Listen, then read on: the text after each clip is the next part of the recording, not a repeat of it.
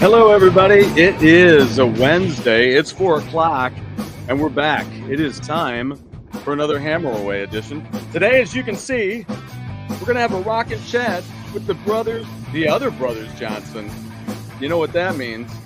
It means that it is not this brothers Johnson, not these guys. No, these guys are amazing, though. Great stuff. I just picked this up today. We're going to be talking about a lot of vinyl, but these brothers Johnson, this is my brother Scott. So he's in town today. We got to start with a beer. Let's start with a beer. I'm going to put these brothers right back over here. And it's going to be a great show. We got some we went and did a little vinyl shopping today. I went ahead and took the day.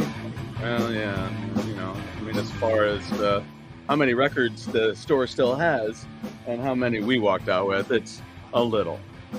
So I don't think they have many left. No, so we got to open up with a Yingling. We got today out of the garage because it's cold enough out there, but we still iced it down a little bit. And my Iron Fist glass. I love Iron Fist. Yeah. I got Luke Cage. Luke Cage. They worked Cage. together a lot, Yes. and after Luke had his own comic for a long while, Hero for Hire, and then I didn't collect any of that. It wasn't my thing. I mean, I was all about different. For a great day of vinyl. Great day of vinyl. Great day of vinyl. Cheers. Oh my, that was good. That's a good start. Yeah. So, there's a million ways I can start this today, but if you look, I'll do this real quick. If you notice over here, behind the brothers Johnson is the bag. That's right. Sometime soon, I'll start taking that bag in with me every time I go in to the store. But today we've got what I was telling you earlier. It's going to be like unofficial sponsors, right? So these are just places that we went today that were smoking cool. The people at the places were great. Great. Right? Yeah. I wish I would have gotten our servers. Wait a minute. Maybe I have it. Do I have that Oh, at the restaurant. receipt in my pocket? Do I have that in my pocket? You got it. I got it. You paid for it. I so did pay for it. Which was nice. Well, as long as I don't pay for it later. Let's see if I can figure out what her name is. Let's see. I don't see it on there. Oh, Lupe. Lupe. Yeah, she was outstanding. Yep. So Where was we went down to Hodak's for lunch, but that was our last stop, right? So our first stop, I didn't quite know where to go because I knew that time was going to run out, and it's only minutes to the day. There are, and we started our day. We were going to do one thing. We were going to go do emissions on the car, but then the wait was going to be a while, so we had some donuts in the car. So what does that mean? You go somewhere else, right? You get to do what you got to do. Yeah. So then we went and hung out at Forest Park, and then did a little walking. It's a great place, man. Yeah. If you're in St. Louis, if you live in St. Louis, you've never been to Forest Park, get on down there, walk the paths, ride the paths on a bike, use a scooter, have your friend carry you around, whatever you want, right? Drag you. Drag you, if you chase you with a tennis racket, whatever they got to do. Yep. Get some exercise, but it's a great place to go. They got stairs. Piss off a goose and they'll chase you. Piss off a goose. There was plenty of those. Chase you that around too. We thought about riding those across the little waterway. pond waterway. Yeah, That's a good way to put it. Waterway. Yeah. That's why you're here, is to get all the different water aspects correct. It's a waterway, Stuart. Oh my God! Right now, come on. All right. It's just don't put too much pressure. Not too much pressure. So shut up, Scott. No, no, really, shut up. No, but so we had this idea. He was going to go and hang out with our dad, but on the way he was going to stop here, and I said, look, I'll just take the day. We'll go hang out, because he goes, well, I thought maybe we could look at some vinyl. And I was like, oh, that's what you want to do. Mm-hmm. Okay, so we'll go look for some vinyl. So I'm always happy to do that, especially if I can take a day to do that. We haven't done that ever. No, not a day's worth. No. Oh no. No. We've done a couple Yeah. jaunts here and there to places. Yeah. And we had to cram it in because, like, 2 shows today. I got to do 2 shows Yeah, today. you gotta do 2. So, so not a big deal. Just made for a more condensed time, and it left us open to do other ones. So there's a lot of stores that we haven't been to yet. There's still like Joe's Records. I haven't been there. I didn't get to take you to the Record Space, Frenchtown Records, Yeah. Vintage Vinyl. There's some antique malls even that have the vinyl in them. So there's a lot of places we still have left on a I'd need the trailer list. for the antique mall. You would, because you never know what you're going to find. I'll find too much stuff there. You might even find a piece of furniture or something. Heaven forbid. God, I almost bought one. It's going to be $20. It's going to be a stereo rack because I need one. I do. You need a But rack. I do. You need a rack. I'm rack. Yeah, I need to rack my brain for another idea is what I need to do. Keep going.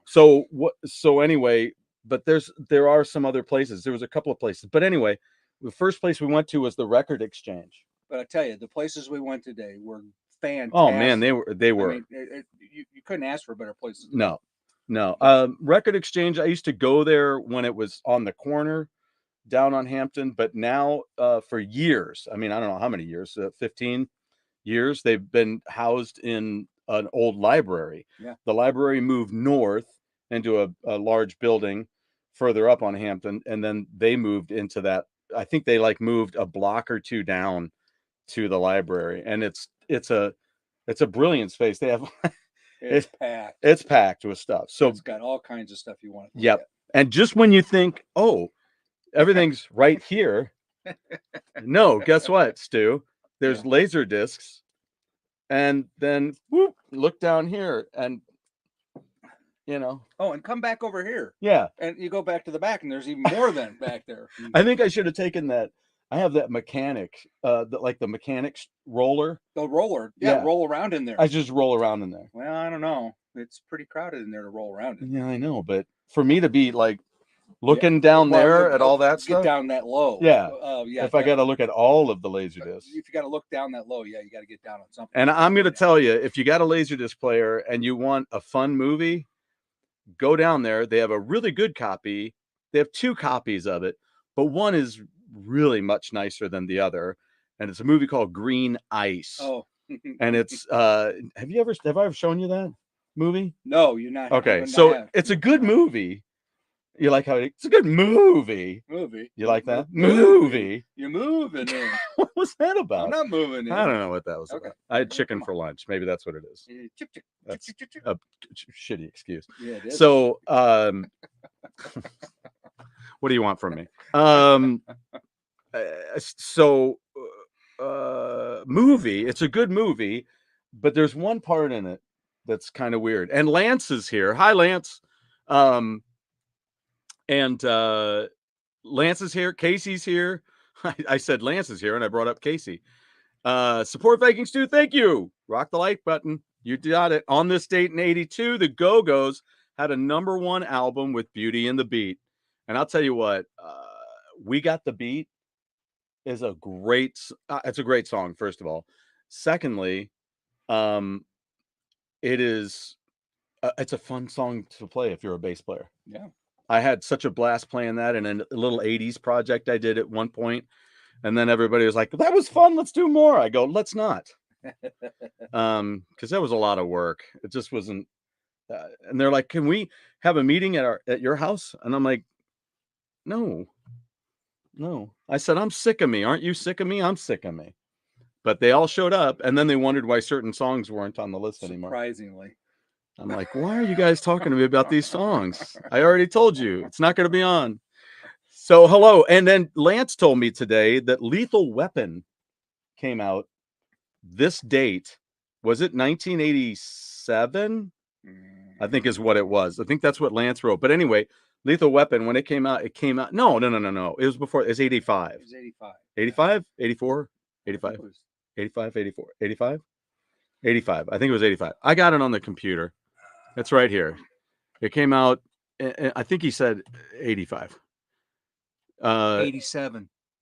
It can't be Did you 87. say release date? Well, okay, it was March of 87. I 87. had it right the first time. Okay, so the reason I bring I'm this. blind, but I still could see it. Oh man, yeah, you know, what's up, Patty Q? Howdy, howdy, howdy. Okay. So it came out in 87 because in 86. See, that's why I got confused, because Honeymoon Is that Suite. the only reason? No, thanks for noticing. Thanks for noticing. That's what Big Brothers are for. Is that Mhm. really? Is it Yeah, really? It is. Really? Okay. Other than beating on you when you're younger. I don't even want to talk about that. I didn't even want to think about it. Oh, yeah, you might start tearing up. I might cry. Yeah. Yeah. That'd be fun. Everybody'd like that. No, I won't. I was gonna say something. I can't do that. No, not till afterwards. But all I'm saying is, I'm leaving. so that had nothing to do with it. They weren't connected at all. So anyway, Honeymoon Suite, I played their hit from The Big Prize, which many years later I kind of was a little disappointed. Why? Because I like Honeymoon Suite a lot, first of all. Okay. And then secondly, let's see if I can do this a little bit. Is that better? So I don't know. You guys tell me, is it better? No, I'm just kidding. Yeah, they're still seeing me, so it's not better. I'm just saying.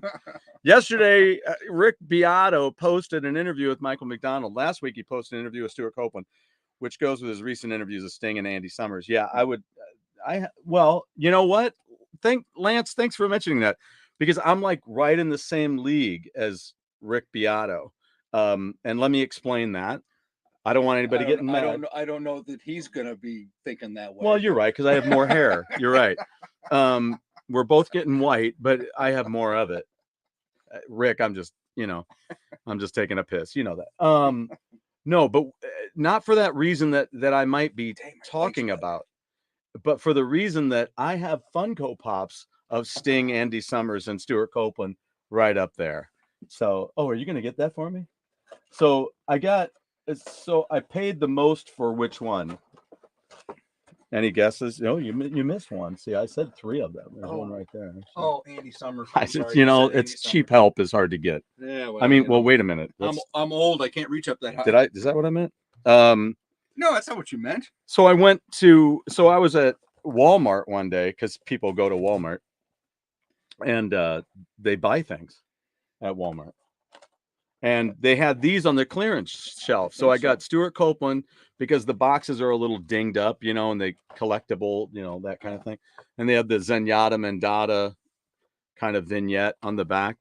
And that was $5. And then I got Andy Summers was right there with him. So I got that one as well.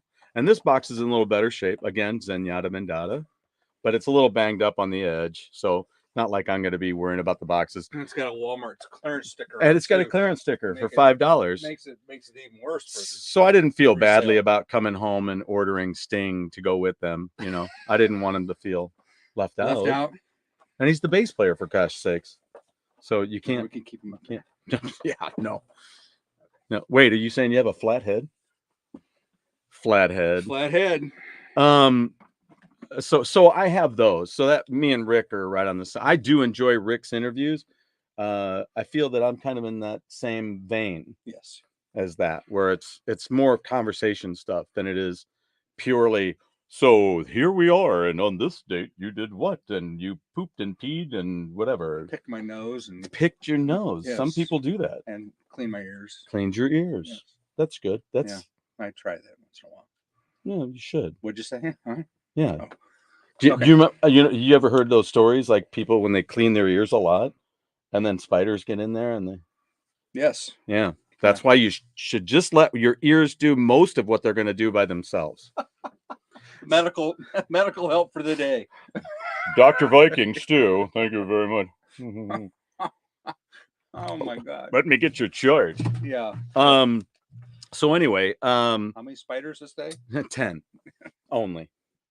It's just the way I was made. And so Rick Beato. So it's great. And these interviews are fun. Also, make sure you check out the ones that Dan Rather does with musicians. I just watched one that he did with Sammy Hagar. It was a lot of fun. It was really cool. Yes, and Lance is saying 87. So I was playing their hit Feel It Again from the album The Big Prize.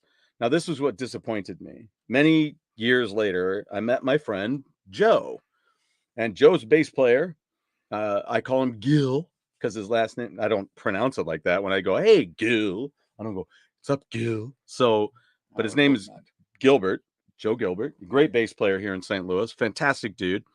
And so when I played it for him, I said, have you ever heard this album by Honeymoon Suite? He's like, no. I go, man, I love this record. If you want to know what my vocal range is for the most part, that's that album. I can sing right along to everything on that record. Right. Yeah.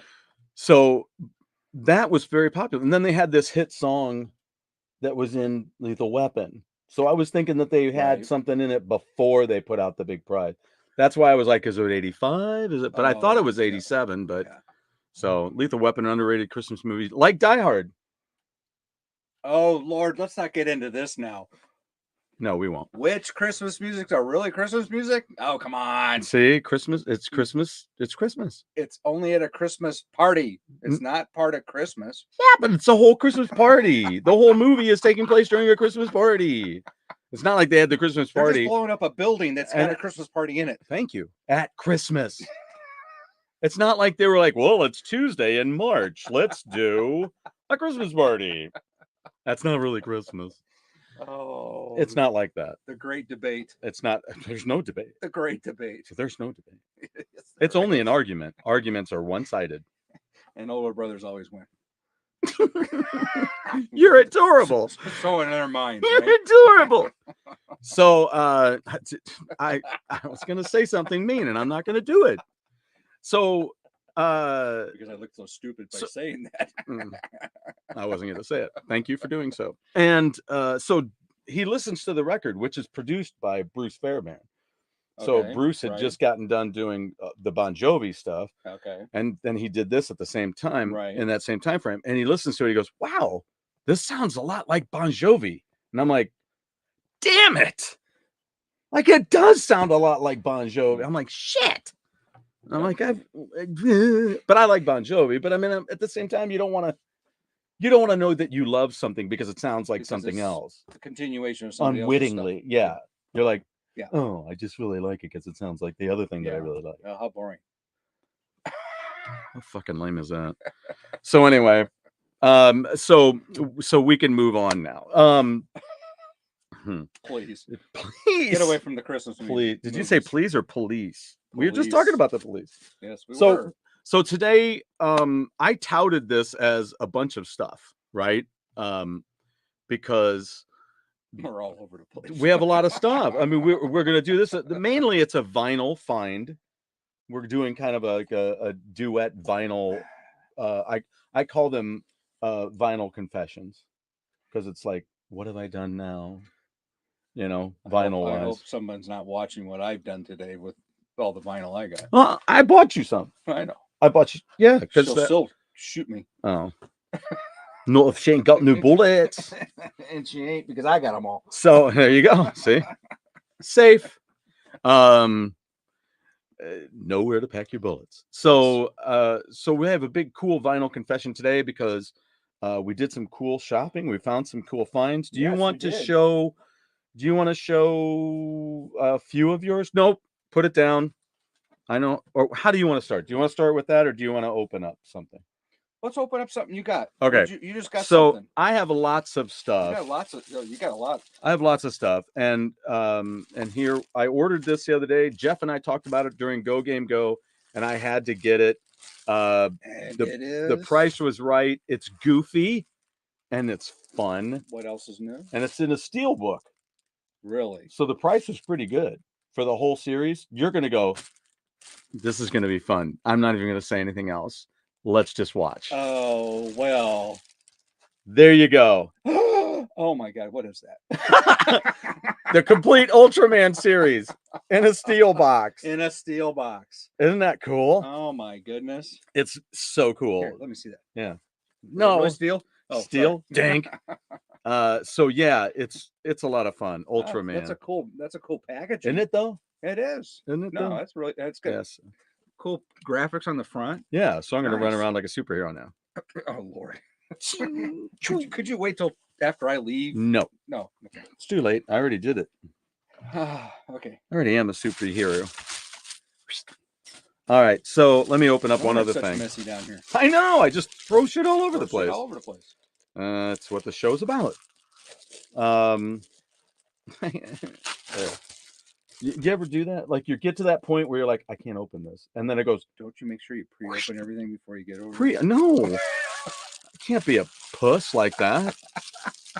All right, what else do we get here, folks? Oh, cool! Blu-ray the of original Jumanji. Blu-ray. I got to take this with me up to Chicago because Nice. my son was talking about it. He goes, "You don't have that on Blu-ray?" I'm like, "No, not yet." Nice. And then they had the right price on it the other day, so I got it. Nice. I did it. Okay, so I got what I'm trying to do, folks, is make my way down to the good something. stuff. Yeah. See that one opened up. The best stuff. That was just opened up. It just yeah. All right. So okay, so this was like a multi-purchase. I had to get one thing and then another. I know. Did you see the number that was on it? What was the number? 3. Oh! Look at that. Live in Boston. Nice. Keith Emerson, Carl Palmer, and my friend Robert Barry. There you go. Who's doing 6x6 now, it was right here. Here it is. Hey. It's 6x6. So be sure and check that out. We were talking to the gentleman. Oh yeah. He's going to show you something that he got here in a minute that has Keith Emerson. Yeah. So yeah, 6x6. Yeah. Remember 6x6? Yeah. But yeah, this was really cool. The reason I got this, and I say this as part of a purchase, you'll find out the rest here in a few minutes. But that is great. I'm really excited. Nice. That's gonna be great to listen to. Yeah, this is what Keith Emerson listened to. This Robert got it to him. I think Keith ended up with it, nonetheless, and he heard this. And as Robert said on the show, he's like, how many different things did he work with? Who? Emerson. Well, I mean, he's. I found it in what I found in this. Oh yeah, he did the nice, and then he did Emerson, Lake and Palmer, Emerson, Lake and Powell. Yeah, he did Nighthawk soundtrack. I have that on vinyl. So you're talking 5 different. Yeah, at least different projects that he worked on with throughout the years. People. Yeah, but still didn't. Just because of a few words by a couple of people, he just. Yeah, didn't have a confidence. Yeah, so I'm happy to have that. It's great. All right, so I got one other. I've heard of other people doing a lot of those projects like that, but oh yeah, and none of the projects that I ever heard him do with those kind of things have been clunkers really bad. No, but they've never gone above rise above, and that's things. Unfortunately that's what Robert was saying. He's like, I don't think he should have stayed here in the States. I wish he would have moved back to England. Oh, and been in the European sector. That social situation, because they would know how to treat him better. Is that what you were talking about the other day? Mm-hmm. Where he just wasn't treated right in California? Mm-hmm. You were because it's the land. Today. Is that who it was? I think you were talking. Yeah, when I was talking to Chris about it. Yeah. Down at Record Exchange. Yeah, we had some real interesting conversation with a gentleman named Chris down at Record Exchange, and with Gene behind the counter. Gene was keeping busy. They were working out how to grade and price the Runt album. They had 2 copies of Runt by Todd Rundgren. Yeah. And they were trying to figure that out. Yeah. I got another copy of this on CD. This is going to go into a package, 6x6 again. 6x6. Yeah. I was talking with Toby Jepson. He's friends with the guys in Saxon. And I said, have you listened to 6x6? Because your friend Nigel Glockler from Saxon is in it. Mm-hmm. And he says that he was telling him about it. And he said he's got this project he's working on. So I just bought it. I'm going to send it out to Toby. I'm going to send it over there. Yeah. And do that. Now, ooh, the big stuff. The big stuff. Now, this is for you to open. For me to open. Wow. And you can either do it. Oh, look, it's already. You've already looked at it. That's what you cheated. I licked it. Oh, you licked. Oh, okay. Where's my gloves? This is mine now. Okay. Well, what do I have? What do I have? What do I have? So it's not. How surprising! How surprising is it? It's 6x6. It's 6x6.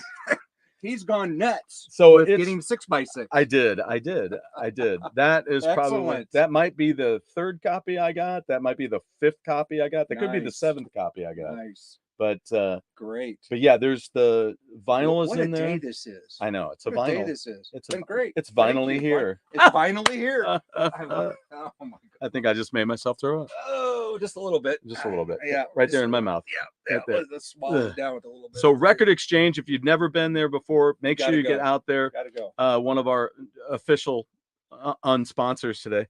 Official, unofficial. Yeah, one of that. Yeah. Official, unofficial. So, but they have this huge space where they have stereo equipment, classic equipment. They had a Super 8 projector, right? They had a Super 8 projector. Yeah, In the box. In the box. In the box. It was only $50. Yeah, that's crazy. Only $50.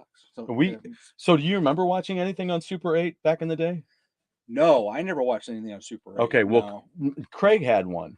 So we watched old Godzilla films on it. Yeah, it was cool, man. We watched Godzilla and Mothra, and I think he had the one with Ghidra, and there's a ton of those. There are. There's a ton of Godzilla movies by Toho. Oh, it's nuts. And then there's the other ones, the handful that are done by poor Godzilla. He's tired. He's done too many movies. I have so many looks. I've got my hair's just not so right many in the costumes. Sometimes they don't even want me to show up. They just CGI me. It's so disgusting. It's terrible. It's terrible. Poor guy. So overly abused. Totally. And he shoots rays out of his mouth. That's not somebody you want to piss off. He got that later on in life because he's got ulcers from being in so many movies. He's just like Son of Godzilla. Son of Godzilla. Those were silly and adorable at the time, but now I wonder how I'm gonna. I can't wait to see it now and see what I think. It's to be like, oh God, Lord. Yeah. So 6x6. There you go. So the cool thing about that is it comes with, and you don't have to open it. I can tell you. It comes with a debut album of heavy rock band 6x6 featuring Robert Berry, 3 Emerson, Barry Palmer. Oh yeah, because he was in 3. Yeah, right. Ian and then Crichton, Saga, Nigel Glockler, Saxon. Yeah, and so you get a lyric sheet that's inside. Oh, it's a gatefold. Now, and only that. Yeah. Not only that, the CD's inside too. Comes in a plastic. Little plastic sleeve. Yeah. Clear plastic sleeve. So yeah, so the whole album on CD as well. So where's yours like this? So you could be showing everybody that. Right there. It's right behind. Oh, right behind you. Yeah. Well, why didn't we have that over here? Well, I don't know because I don't know. Here it is. Is the CD in there? I don't know. I don't know either. So yeah, these were the train station shots they took, and so you get the cool black sleeve. I like the black sleeve inside. Nice black. I don't see the CD though. Yeah, well, it was down inside. It should be down in there if it's in there. Yeah, I might have taken it out. I bet you did. No, there it is. Oh, there it is. Oh, okay. So you got that. Oh, you got 6x6 CD. Yeah, and then you get the lyric sheet, which has another photo on it. Excellent. Of them standing and laughing. I love the lyric sheets. Yeah, I know, it's great, right? I mean, you get so you can. Yeah. Actually figure out what the words are like we were doing the other day. Right. Yeah, Benny and the Jets. Benny and the Jets and long cool woman in a black dress. Finally learned what what did he say? The DA was what? My left hand? My DA was buzzing on my left. No, it was buzzing. No. That's DA's but my left hand, and she was a hold of my right, that's the only hand I give a shit about. Yeah. She got a hold of my right hand. That's the one hand I'm worried about. I'll put that back I don't care about anything else. So pumping. DA was pumping my left hand, and she had a hold of my right. There you go. I told her, don't be scared because you're gonna be spared. I gotta be forgiven if I want to spend a living with a long, cool woman in a black dress. Yes. Just a 5'9", beautiful, tall. Yep. There you go. I wrote the whole song right there. Hollies, ladies and gentlemen. Make sure you check it out if you haven't listened to that in the last 10 years or so. Do it. It's great. Great song. Yes. But have the lyrics pulled up so you know. And Benny and the Jets. Sit down with Benny and the Jets, and you'll understand where they say, "We'll kill the fatted calf tonight, so stick around." All right. So, before. Now that we've gone off on that tangent. Well, no, that's all right. Tangents are good. Topics suck, but tangents are good. Okay. All right. So I have, what do I have? 1, 2, 3 boxes left. All right. So we'll get into those in a minute. Okay. Or in a bit. But yeah, I was going to say something more about Lethal Weapon. That's not necessary. Just know that it's a Christmas movie. Whoa. takes place at Christmas, and there's a Christmas tree all the way to the end. That's not the headbanging we need. I know. I want to listen to some of my vinyl. Of your vinyl. Vinyl. So we decided, we went to 2 places today. Like I said, we went to Record Exchange, and then the second place we went to is right down the street here in St. Louis and on Cherokee. Mm-hmm. If you're driving through St. Louis, do yourself a favor and map it. If I was to, I'll go through and I'll do a map. Ooh, I think I'm going to do it. I'm going to do city maps of record stores. There you go. Let's do that together. But today, if you were to drive your way through some of the main places, you can go start off on Park, downtown St. Louis, right off the highway, and go to Frenchtown Records. Yeah. And then you could go down Cherokee and go to Dead Wax Records. Scott was there today, and we talked with him. Real cool dude that works there. He was listening to the other Scott, not this Scott. Not that Scott. Yeah. The other Scott. There was another Scott. That was at lucky for him with that Dead Wax Records. Yeah. But a real nice guy. And the weird thing was that it just kept happening. I could try to remember all the stuff that we talked to Chris about today. Oh Lord. But it was so crazy. I asked him snowballing. It was a snowball. Just kept going. I said something about The Exterminator, which is an old movie that had Robert Ginty. What the hell? Ginty. Why does that come to me now? I'm talking to Chris about this movie. It's got this guy. You've seen him before. Spot for it. Oh my God. Just boom. Well, it's flowing out of your. It's just like all the bullshit. I was going to go there, but I just saved you the trouble. It's just the shit coming out of your mouth. That's me. So it's good to know it. It's good to own it. Just own it. Yeah, just let it go. Let it flow. It oozes out of my ears most of the time too. Better not your nose. Yeah, I don't want to smell it. So where was I? So I walk in. We're listening to something live. Exterminator. And, Exterminator. Let's go back to that. So Robert Ginty is in that movie, but he goes, "Whoa!" with the big ass flame. Yeah, because I was looking at laser discs, and then I'm like, "You got one? You got?" Oh my God! I'm like, "There." You got Exterminator. I turn around, and there's more laser discs. I'm like, "Oh my God!" And then as soon as I got done looking at the laser discs, I looked down. This is what I was talking about earlier. I looked down below, and there's more laser discs like this wide. Okay, you can't see my other hand, can you? This wide, and two sets deep. The tail's getting bigger as it goes. Two sets deep. Yeah. So all the way to the floor. I'm like, I can't. I just can't. I can't. I told Scott this is after we purchased everything and we're going back in.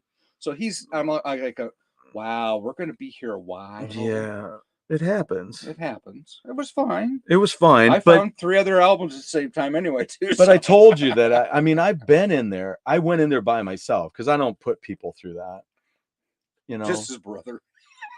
Well, yeah. Of course, I volunteered. Well, and I volunteered, and I'm driving, and you're driving. Yeah. So tough luck. Leave me here. Yeah. Go ahead. Try to go home. Yeah. No, I got the keys. But so I look through all of those, and then Chris comes by and he goes, "Oh, we have more. There's more laser discs in the back." I'm like, "Oh my God!" Because I've been in that store by myself, and I went through every laser disc they had on that shelf. Yeah. All of them, all the way down. Yeah. I went through all of them, and I found maybe a couple of things that I thought I needed or would want. Well, it caught your eye that you right. Well, then I'm like, I don't have it on DVD. I don't have it on CD or DVD or Blu-ray. I don't have it. Dr. Zhivago was like that. Oh, well, today I almost bought it. I saw you look at that 2 or 3 times. I'm on. But it was $8. Just get it. It was $8, and they had it on regular DVD for under $7 on Amazon. Yeah. So I bought it on Amazon. But the Laserdisc is so much better. Yeah, it's so much bigger. Yes, harder to store. Well, I put my Laserdisc right up there. See Wizard of Oz there? Yeah. So, so I had to pass on something. But then I said, well, do you have Fooling Around? He goes, is there something? I said, well, if I tell you something, can you find something? Well, then you stumped him like 3 times. Well, I said, Fooling Around. It's got Gary Busey, and God, I fell in love with Annette O'Toole. And it says Annette O'Toole in it. And she was the mom in Smallville, if you remember. Yeah. But this was back in, that she's still gorgeous in Smallville. So, anyway, he's like, yeah, maybe, and he goes, well, go back and look. Because then he tells me some of them are sealed. I'm like, Chris, don't do that. Yeah. So he goes back and he checks through them, but he couldn't find it. I said, another thing I'd be looking for, because it's the right time frame, right? The 80s. It's the 80 time frame. Right? The 80 movies. And they had all of those Disney movies coming out on Laserdisc too. And so good I said, Disney movies. Yeah, not the crap they're doing now. Right. It's too bad. Good call. And so I said The Exterminator. And he goes, you won't believe this. I just sold it. A copy of The Exterminator on beta. Yeah. I said, you're kidding. I flipped it. I go, you're kidding me. And he goes, no. And I'm like, damn, that's weird. And he goes, it happens to me all the time. I go, it happens to me all the time. So then we found out that it was Exterminator 2. He goes, I got the cover pulled up. I went into his office and checked it out, but it was Exterminator 2. Yeah. And I don't know that Robert Ginty was in 2. I don't know. It could have been Robert Ginty. I'm not sure. I have to look it up. Or you can look it up. I could try. But it was Exterminator 2. But Exterminator 1 just had a photo. I got the poster back there from the movie theater. It's one of those, unfortunately, it's all folded up. That's how you say folded up. Like that. Oh, sure. Folded up. So so then he didn't have either one of those there, but he was nice enough to look, and we had a great conversation while we were doing it. Yeah. And I kept telling him about bands, and he wrote how many down? 10 bands. 12 when we were done, because there were 2 more before. Because did I give him 2 more? Yeah. I said, I bet I can get you to a dozen before I leave. So Thunder Mother hit the list. And then I didn't get to Burning Witches, though. I wanted to tell him about Burning Witches. No, you did. I did? Did I tell him that? No, you didn't. We were talking about that when we were in the car. That's what I thought. Yeah. Yep. Burning Witches. Good one. So anyway, if you are wondering, so that was it, really. I mean, we just went to those 2 record places. And then I said, I know where I'm taking you for lunch. He was in 2. He was in 2. Okay. He was in 2. All right. I almost could make a joke and say he was into what? Into what? Burning people. Oh, all right. Flamethrower. That was the flamethrower. Flamethrower. Yeah. So then I thought, well, I know where I want to take him for lunch now. And then I looked, and I'm like, how far away is it? 4 minutes. 4 yeah, minutes. we're going. Yep. He's like, do we have time before the show? I'm like, we got plenty of time. They're fast. They were. So we go to Hodak's. Yeah, Hodak's. It was a great place. And Lupe took care of us. She was quickety quick. Yeah. And I mean, before I knew it, I was done with my first soda, and whoop, she slid in. There's the food. So she got a huge tip today. After what? We heard what? Oh, some idiot didn't leave anything at a table. Nothing. He's like, didn't even leave like $1, and she's no, didn't leave anything. Nope. That's twisted. Yeah. That's some twisted shit. Ridiculous. People. I don't get it. You got people taking care of you. Right. Don't go out to eat if you're not going to do something. If you can't afford to tip afterwards to help out the server that's taking care of you, I mean, I know there's plenty of other places out there that have on their tip and they're not really doing anything for you, and they keep you're getting bombarded with this on everything now. Yep. Everybody's wanting a tip, even when you buy online. I know, right. Well, could you tip our people for doing your order? Or, and I'm like, you know, I don't want them to screw my order up or well, do that, anything to mess and that's it why up. I just drove there to pick it up. Well, right. I didn't order it from you to have it sent to me because I went and got it. But when you go to a restaurant, they're taking care of you. Yes, right. And you need to leave them something. They're an extension of the people who are making the food. And in most cases, they're not getting paid extra as much as a wage. Right. Because the people that own the place are usually saying, well, you're going to get tips. So it'll make up for that. Well, not always. Not always. No. Especially not on those days where, unfortunately, maybe you're just not feeling it. Maybe it's just not your day. Well, yeah. I mean, you should always do your best. I never do that. I always leave 20% or at least 30 usually. Yeah. Now, well, yeah. You know, if I can. Right. You know, yeah. But that was too bad. Yeah, that was crazy. But Lupe took care of us. Yeah. Yep. She was on it. And I mean, we both ordered the 4-piece. Mm-hmm. So it's not a small meal. No. And it's like, boop.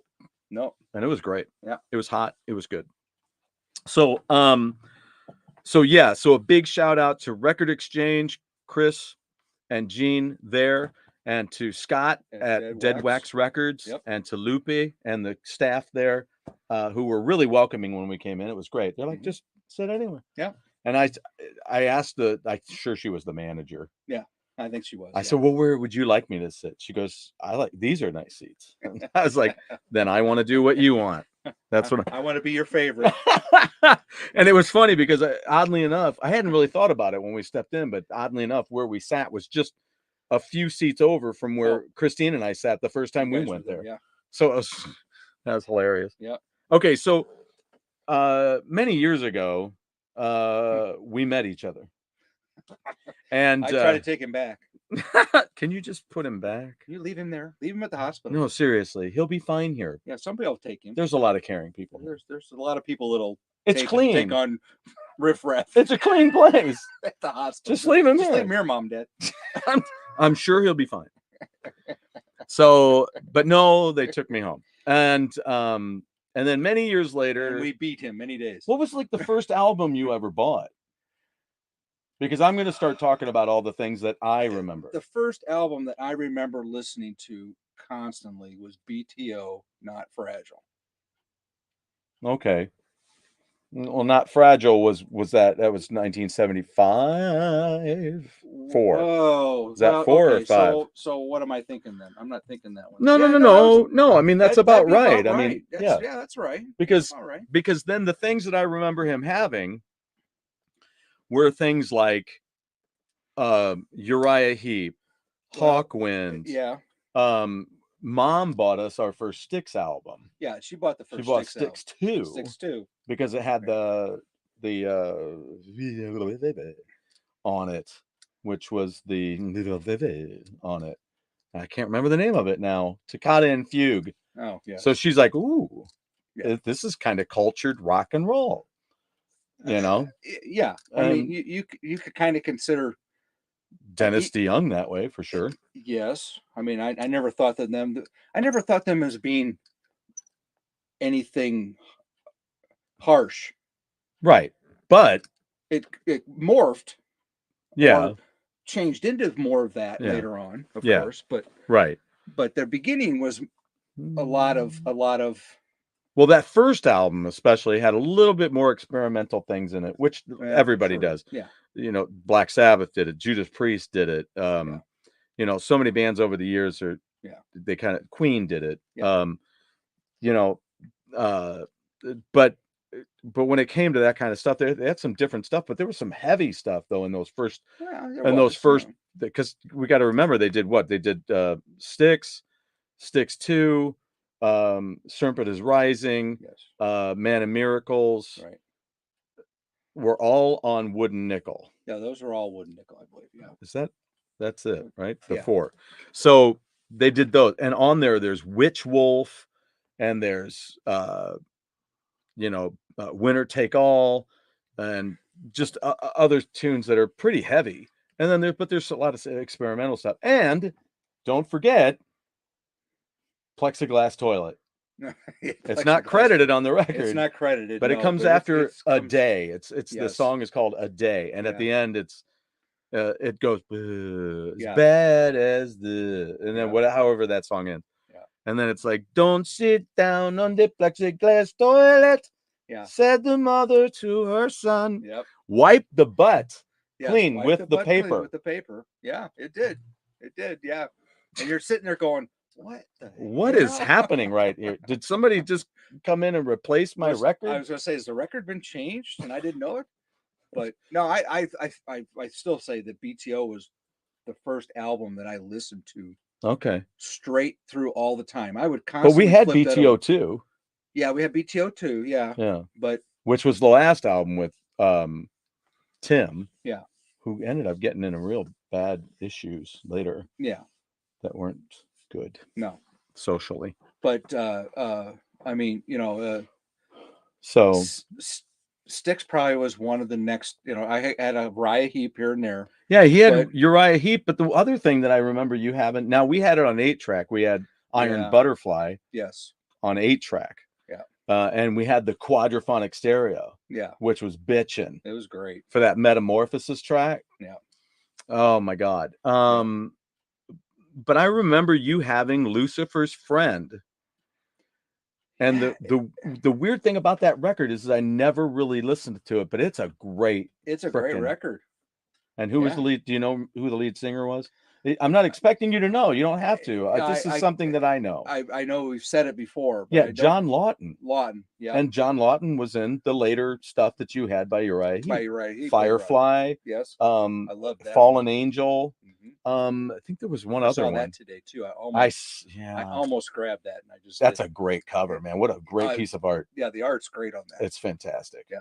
I mean, yes, it has a woman's breast, but that's so does Roxy Music. I almost bought that today. I mean, that's not why I buy it. No, but it's a great piece of art. Yeah, I don't know. I don't know. Maybe it is. Maybe it isn't. Maybe, subconsciously, I don't know. I don't know. I mean, it's not bad. I'm not dead yet, so right. It's a beautiful thing. I may be old, but I'm it's just a beautiful piece of art. It's just the artwork. It's great. It's like her on. It's like Titanic. Well, it's also like the what's his name? The book that the drawer of all the the sci-fi type drawings. You talking like Boris Vallejo? Boris Vallejo, yes. Yeah, Boris Vallejo. Yes, right back up here. Yeah. In fact, I got to change my calendar. Yeah, you got to change it to March. Zoinks. I mean, the art he makes, and that's art. And I mean, even Frank though it Frazetta. is a little bit, yes. Right. Yeah, which we saw today. I have this Dust record. Dust Heart Attack is a great record. If you've never heard it, please do so. It's quite an eclectic record of stuff. It's not quite as eclectic as Sparks Indiscreet, but have some fun. If you're on a streaming service or just use YouTube and give it a taste. Yeah. Check it out. Check out Heart Attack by Dust. Yep. Which has a great painting on the front by Frazetta of Conan taking on these ice giants, and he's just slit one in the throat. Yep. And it's like, he's like, so, but then in a different vein of eclectic kind of music, listen to 1975's Sparks album, 1975 Sparks album called Indiscreet. It's oddly enough, they're about the same time frame, but Dust is a little earlier. And then Mark Weiss from Dust, right after, a couple of years later, after that album, would end up producing some of the early Kiss albums too. Yeah, the Kiss ones. Yeah. Which leads me to the next thing. See how I worked that out? So you're so smooth. I know why. Just so fluent. So I've been dying to ask this question for years. Are you ready? Because I'm ready. Ready. What was it that made you give me that Kiss record? So if you guys, you were such a clown. So if you guys remember, that's not funny. If you guys are, no, it is funny, but not right now. Oh, sorry. Do you guys remember? Have you seen the movie Rockstar? If you haven't seen the movie Rockstar, get the movie Rockstar. And I'm not talking about the Bollywood movie Rockstar. I'm talking about the movie with Mark Wahlberg. And I could turn the camera and show you the poster back there, but I'm not going to do that. But if you haven't seen it yet, one of the scenes in that movie right in the beginning reminded me not exactly, because I didn't know why, but it reminds me of that situation when my first record was Kiss Alive. Yes. And it was because he gave it to me. And in that movie, he's looking at a little kid who's at his mom's daycare. And he goes, you know how I got this? I got it because my brother hated it and he gave it to me because he didn't want it. But I'm like, what was the deal with that? Why did you give me my first record? It was Kiss. It was yours and you gave it to me. Yep. Just I felt like that was something you would want to listen to. Oh, okay. Not you were kind of done with it, or no? Was it not? Or was it because it would stay in the family? Yeah, I mean, it would always be there. It's like, this is one that I think of all the albums that I had, would be the album that you would resonate to. Yeah, and think that it would be. I mean, the albums I had were great. I mean, I love BTO, I love the Styx, I love Uriah Heep would be another one that you would go to, but Uriah Heep, I think the Kiss was more in the now. Okay. Uriah Heep was more like Hawkwind. Yeah, see, Hawkwind was I mean, Hawkwind is great, but it's got to hit you just right. It's not going to hit everybody the same way. Well, and especially, but Kiss that Kiss album did. Yeah. It's just like, hey, you're going to go, wow, music. Right. That I understand that. Yeah. I feel that I could do that. Okay. Or I could be that, or I could do something like that if I really like music. And you kind of brought that out. You were like, hey, I could tell you like we're going to be musically inclined, right, in some way or another. Not you. You've got you turned out to be the encyclopedia of music in our family, and I'm like, yes. Okay, great, but I can't remember all that stuff. Yeah, right. But you remember history stuff.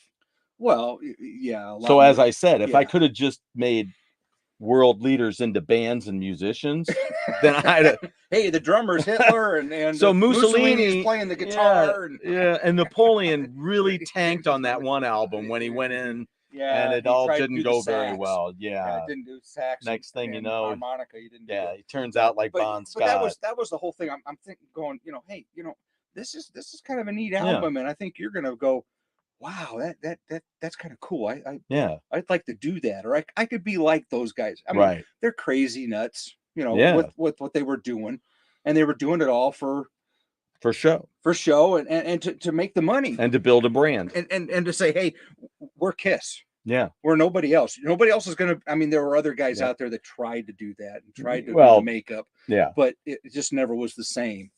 They never could get a Gene Simmons with a tongue down to your belly. Right. Well, and I think, oddly enough, they wanted to emulate the Beatles in a way. They always say that they just wanted to be the next Beatles. Well, and the Beatles made their own with their haircuts and with their dress. That was their thing. That was their thing. Yeah. That was the thing they did, and it wasn't because I don't think anybody. Well, I could be wrong on that. In the sense that somebody told them, well, you're going to do this, right? Or you're going to have the bowl cut haircut. You're going to do like that. I mean, granted, later on they morphed into, Sgt. Pepper's Lonely Heart Club Band. Still, one of my early favorites is when they were like, they did a press conference here in the States, right? And they look at him and they go, so now that you're here in the States, are you going to get haircuts? And George said, I just did. He's like, I just got one. This is me. So it was great. I was loving that.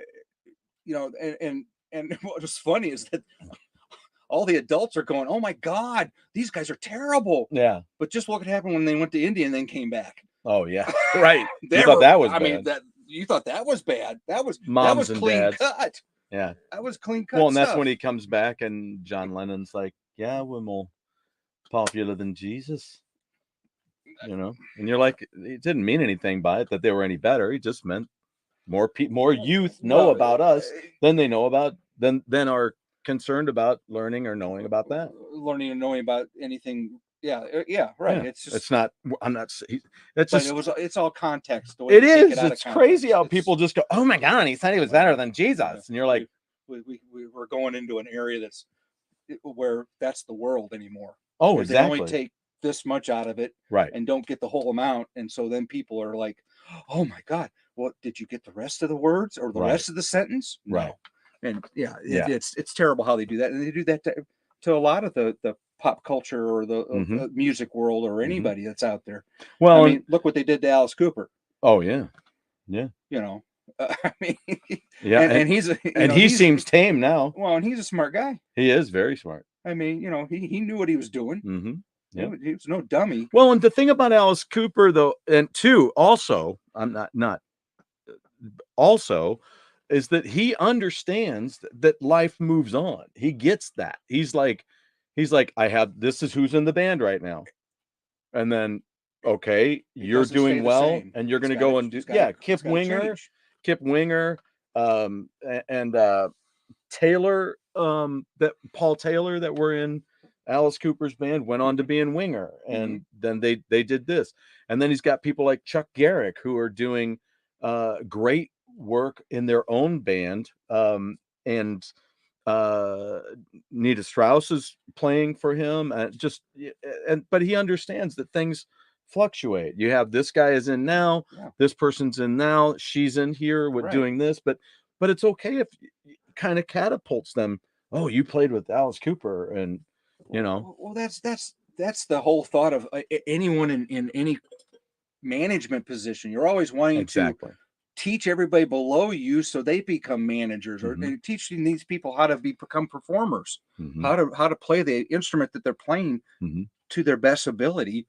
and then that pushes them to the next level themselves, and that's why they go on to start these other bands. Yep. And he can look at that and go, wow, I helped you guys out, and I can't see him going, oh, well, I helped you out, you should kiss my feet because I helped you do that. No, he's basically there, using them while at the moment, but yet giving them something to go on to later on. Yeah, you don't want to see him do what he does in Wayne's World, where he's like, oh, well, I love that little kiss the ring moment. Kiss the ring moment. Yeah, no, we're not worthy. We suck. I love that. That's great. Well, that's I'm trying to think. BTO is a band that we listen to a lot. I know that I know Kansas is somebody else we listen to a lot. Kansas, I got into too quite a bit, and a lot of that was the radio. Yeah. At the time. Yeah. They and like we talked about before, that they got they played them so much. Some people got tired. To where they tired of listening. Yeah, they didn't like them anymore. They didn't like them, and Scott said that. At Dead Wax. Yeah. He says, yeah, there's Kansas, I just heard so much on the radio. I don't like them. Yeah. And I could say yes, because you got, Point of No Return just got shoved down everybody's throat all the time. What a great song. Great record. Great record. But it got overplayed so much that then you didn't want to go buy 2 or 3 albums later because I've heard enough of them.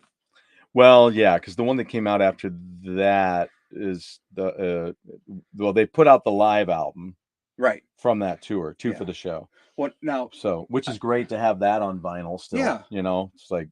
But I was going to say then in '76 though. Well, that Point of No Return was 77. So, but going back now, 76. Going back in 76 to 77 time frame was my introduction to Aerosmith. Correct. See, that's the other big, and that's the other big one that I then started kind of saying, "Oh, hey, you need to listen to this." Yeah, yeah, because you had Toys in the Attic. Oh, I love. Yeah. Did you have the first album? We didn't. I don't know. You had Get Your Wings though. Get My Wing. Yeah, Get Your Wings. I had Toys in the Attic. And you had Rocks. Yeah. And then Rocks. And because did I get you for Christmas? Did I get you? You got me the. Yes. Did I get you the? Why can't I say it now? Sugar. Shucky Dern. Draw the Line. Draw the Line. Yes. Did I got you that one? Didn't I? Yes. because I loved buying records. I bought my dad a Barry Manilow album every year when one was coming out. Poor Dad, he had to. And I'm like, oh man, he loves it. I still love Barry. I'm gonna go see Barry Manilow live. I know.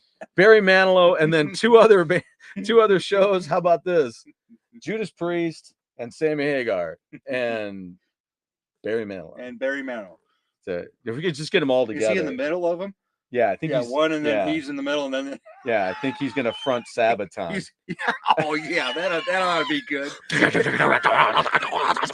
Could you go out there and play the piano for Sabaton? He's like, I'm not gonna have a piano by the time I'm done with that. There aren't gonna be any ivory keys left. It'll be like blood. May not be any fingers left on his hand. Poor guy. He's getting a little up there. I can see that front man. He's just like, I want blood on those keys. I want you to beat those keys. I want the Battle of the Bulge all over those keys. But at the same time as Aerosmith, I started listening to Doobie Brothers. Yeah, Doobie Brothers. That was the biggest thing then I got into. Because you had Captain and Me. I got almost every one of them. Really? Plus I've got their. I forgot. You're right. I've got their CD box set. Yeah, that's right. So I mean, Well, let's come to the culmination of that one in a minute. But I forgot about Doobie Brothers.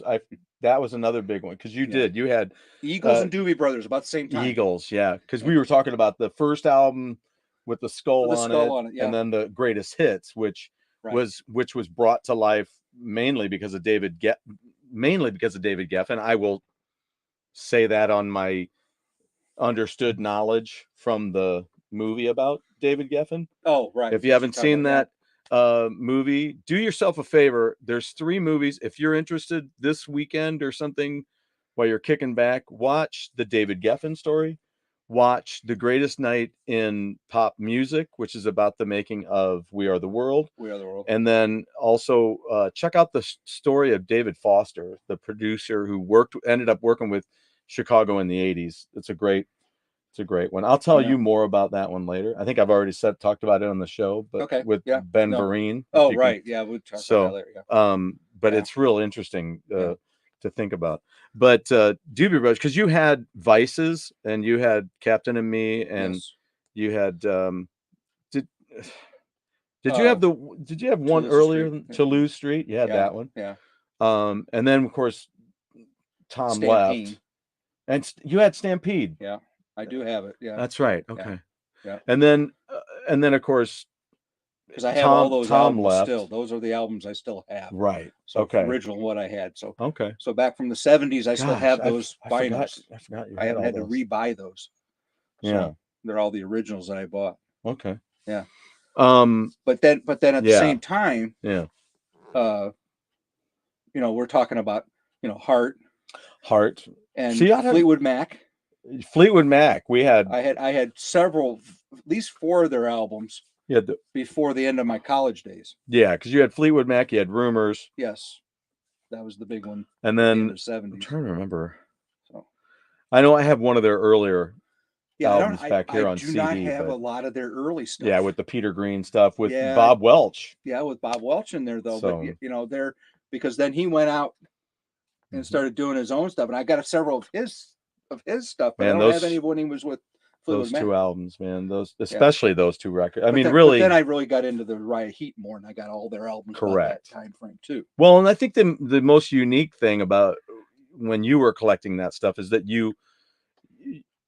it was because of you that I was introduced to another era of Uriah Heep. Really, I mean, I wouldn't have thought of anything else. Only 5 different eras of Uriah Heep, or I mean, we looked at that. We looked at that time frame of all the people. It's like it's crazy. You get that best of album. I gotta be drinking to read that. Yeah.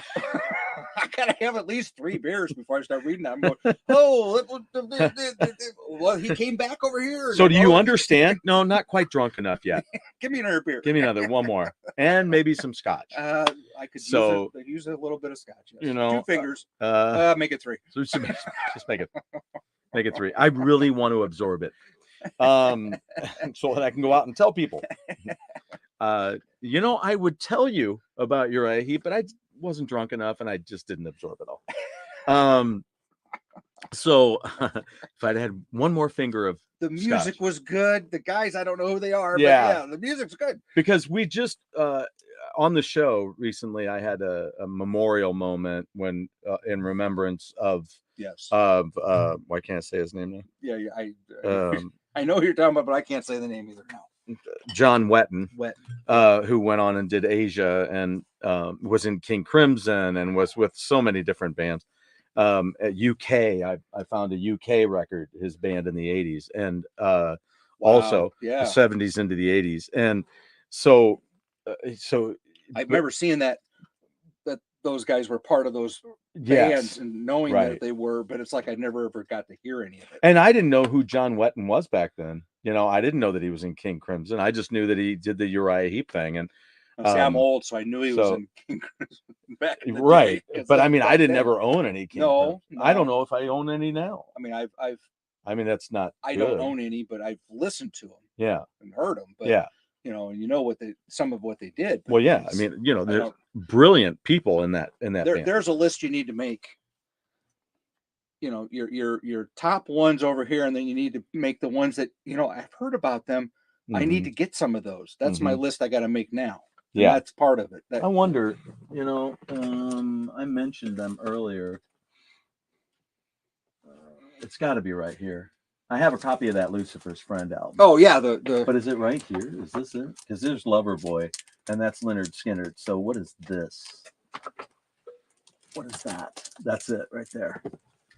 Yep, that's it. So this is the Lucifer's Mind Exploding. Yeah. If you've not heard this album, it's got a fantastic album cover, which looks like it was done by John Taylor Dismukes with a little refinement by Peter Lloyd. But this album is very good. It was on Janus Records, I think, and it was from 1979. Is that what it is? Yeah. I'm going to do it. You guys ready? Old eyes. I think it was. Well, and it's just freaking dark down here. To look sexy in this light, you can't read. 70. I'm sorry. You keep telling yourself you look sexy in the dark. Who doesn't tell me that? No, that's just what everybody else says. God. No. So that's sexy now. Yeah. So it was actually 3 years earlier. It was 76. 76. Okay. So because 79 was when he was doing the Uriah Heep thing, I do believe. Yes, I believe so. Because at this time they were putting out Return to Fantasy.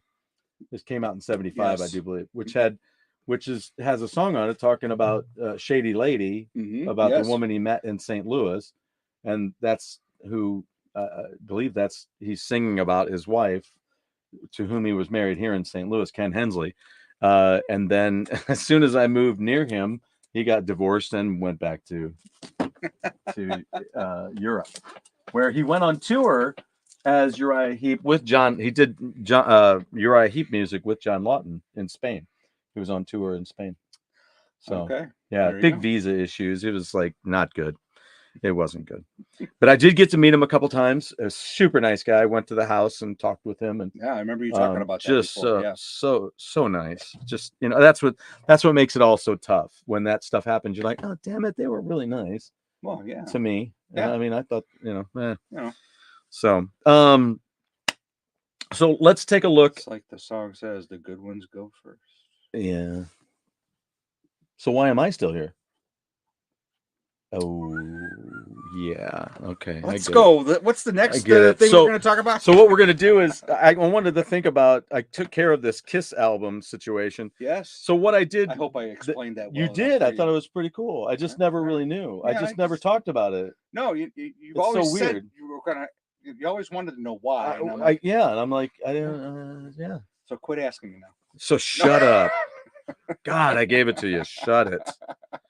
So now I wrote years on a lot of these, but there's two of these sets that I didn't. So this is a thing that Scott didn't know this is what I was going to do. This is a thing where I just kind of wanted to discuss a little bit about some of these bands that we had interest in, that we, that like you have their albums, I have their albums. You know, Doobie Brothers isn't one of those. Okay. Because I didn't buy the Doobie Brothers records. No, you weren't. You know, I think I have a copy of Captain and Me, but that's well, and I'm lying. That's not totally true. I have their greatest hits, and I have Minute by Minute. But some people don't. You know, I love Minute by Minute, but it's got its moments. But it's not Doobie Brothers. It's got its minutes by minutes. It's got its minutes by minutes. So it's, but to some people, it's just, to some people, it's not Doobie Brothers, just as because the album that you picked up by Yes today, not Close to the Edge, but the other one I saw you looking at when we weren't standing by each other. You looked at Drama. Yes, it did. Right. So a lot of some Yes fans don't consider that a Yes album. I can understand. But God, I love that frickin' record. Yeah. Sorry, but it's. Sorry, because they deviated from their norm of what everybody's used to. Yeah, but if they're not going to show up, if they didn't want to show up and they don't want to do a record, you got to keep doing a record. If they didn't do that record, 90125 wouldn't have existed. True, because but also people have to understand that they're individuals and they want to do they're artists. Okay. Whether however you want to put it, they're wanting to do what they feel is what they want to do as artists. Guys go and paint stuff as an artist, and they're not thinking about, well, are they going to like what I paint? Oh, wait, I'm not thinking so much of the artist. I'm thinking about us, the fans. But they're also like, I want to make music that I want to play. Well, yeah, so go and do that. But that's what the problem was. That record was for them, maybe, and everybody didn't like it, but they liked what they. Well, did. Yeah, but I mean, they got together. The band got together after Tornado, and they're like, "This ain't working." Well, okay. Yeah. So then they had people that weren't interested in doing it. Yeah. So that's when the guys from the Buggles came over and Trevor Horn sang, and I think he did a great job. I think the songs were cool. Well, I think after a while they go, well, we're not selling anything. We need to go back to what we were doing. Yeah, which at that point you're like, who the fuck cares? But that's why so many people go and do these other projects with other people and don't worry about if their names on it. They want to play their music the way they want to play it. Let's just talk about Elegant Weapons. Have you listened to that yet? No. I've talked about it a lot on the show. These guys have all heard about Elegant Weapons, but I also want to check the chat here again real quick. We got a little on this date in 84. Oh no, we're good. On this date in 84, the first commercial cell phone. I just saw that that you sent that, and it's funny. It's freaking huge. Yeah, that's just like watching. We were watching Escape from New York the other day, and was that block phone? The block phone. Yeah. Looks like a brick. Oh my God, yes. I'm putting a brick up to my ear now. Let me see if I can hear you. It's almost like they shrank Lee Van Cleef and he had like a phone and it was like, oh my God, that thing's freaking huge. You might as well just use walkie-talkie. You might as well just have a satellite. Just drive your phone. I don't know. Instead of a balloon, carry around a satellite above your head. Yeah, just put wheels on this, please. I'll just drive it around. So what I did was I picked a few of these bands that we both now own. Okay. And I picked 3 records by each. And he didn't tell me anything about this. So I have no idea what's going on. This is straight off the cuff. Excuse what happens. No, don't. This is meant to be a mistake. So Boston. The mistake they're going to tell you is having me on. I don't think that's going to be true. Is it? I'm sorry, guys. He tried it. So some are like going to be like in order, kind of. Okay. Because let's face it, when it comes to Boston, yes, they had 4 albums that were good. Mm-hmm. That's it. Yeah. The other stuff just is not good. It just went off the rails. So they have some good songs, but there's no good albums. I didn't even like. Anyway, let's just. Okay. So I'm going to tell you the 3 albums, and then you tell me how you would rank those albums. Which one first, and which one second, and which one third. So Boston, Don't Look Back, and Third Stage. Which is your favorite? Well, I'd have to say Boston. Okay. And then what's second?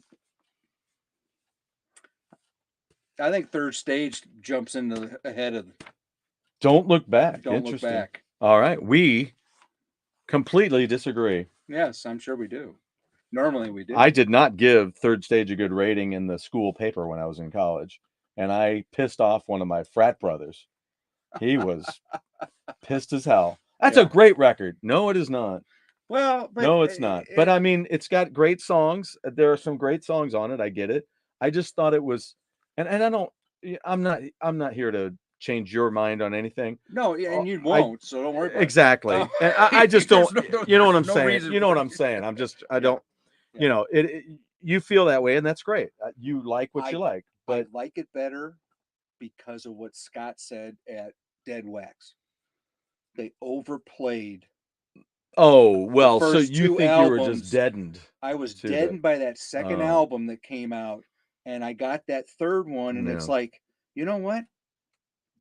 This is different. Yeah. This isn't, they're not going to overplay this because this is something that's different for them to do. I guess. I don't know. And I guess that's why I looked at it that way a little bit.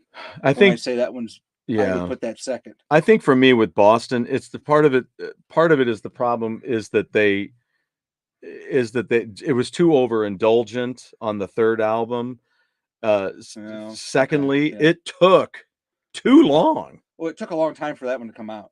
I mean, you were 76, 78. Yeah. That was a long time. Well, I think that the time first two albums, though, didn't they have most of those songs all done already? Well, when they went to do when they did the first one, they had too many. Well, songs, but then they put them in the second one, and they could do it quicker. Yeah. But then when they did it, they were recording those songs, and then his basement working in the basement. Yeah, and his basement flooded. Yeah. So he lost a bunch of the tapes. Well, right. So that they had to re-record. Yeah. That was back in the analog days. So, you know. Yeah. But old days. I thought Boston, ancient days. Yeah. The reason, if you handed me a Boston album and said, "Here, let's even skip third." For me, obviously, let's skip third stage for the moment. Right. And you say, "Okay, you're going to go to the desert island. You can have a few albums, but you can only have one by each of these bands." So I would take Boston or Don't Look Back, and I'd be like, "Give me Don't Look Back," because part of that may be an overplay. Mm-hmm. Maybe, but I just thought, see, I get wrapped up in albums that are too long. Mm-hmm. And when albums are kind of short but are really good songs, then I like, oh, that's kind of cool, because now I can move on to the next record. Right. And that's what was great about the Kiss albums. Say anything about that when they started? Boston albums? Anybody else say anything? No, nobody's. Okay. So, but the third stage I just thought was overindulgent. And I just thought there was a song on there, Can't You Say? Yeah, well, okay. Yeah. I'm like, that's a bridge. That's an overextended bridge. It's not a song. Yeah. So don't be telling me. It's like they're finishing the one song and then they're kind of doing this in between, and then they go to the next one. Yeah. Yeah. I'm like, I agree. Don't tell me that's a song. Yeah. Because it doesn't move me. Right.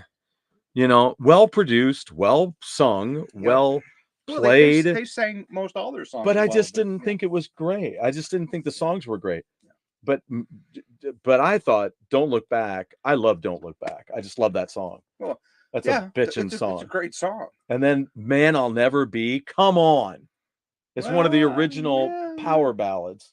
Okay. So we were talking about power ballads earlier. Yeah, we were talking about that earlier. So don't think that the power ballad started in the 80s with these hair metal bands. It started in the 70s with Paul McCartney.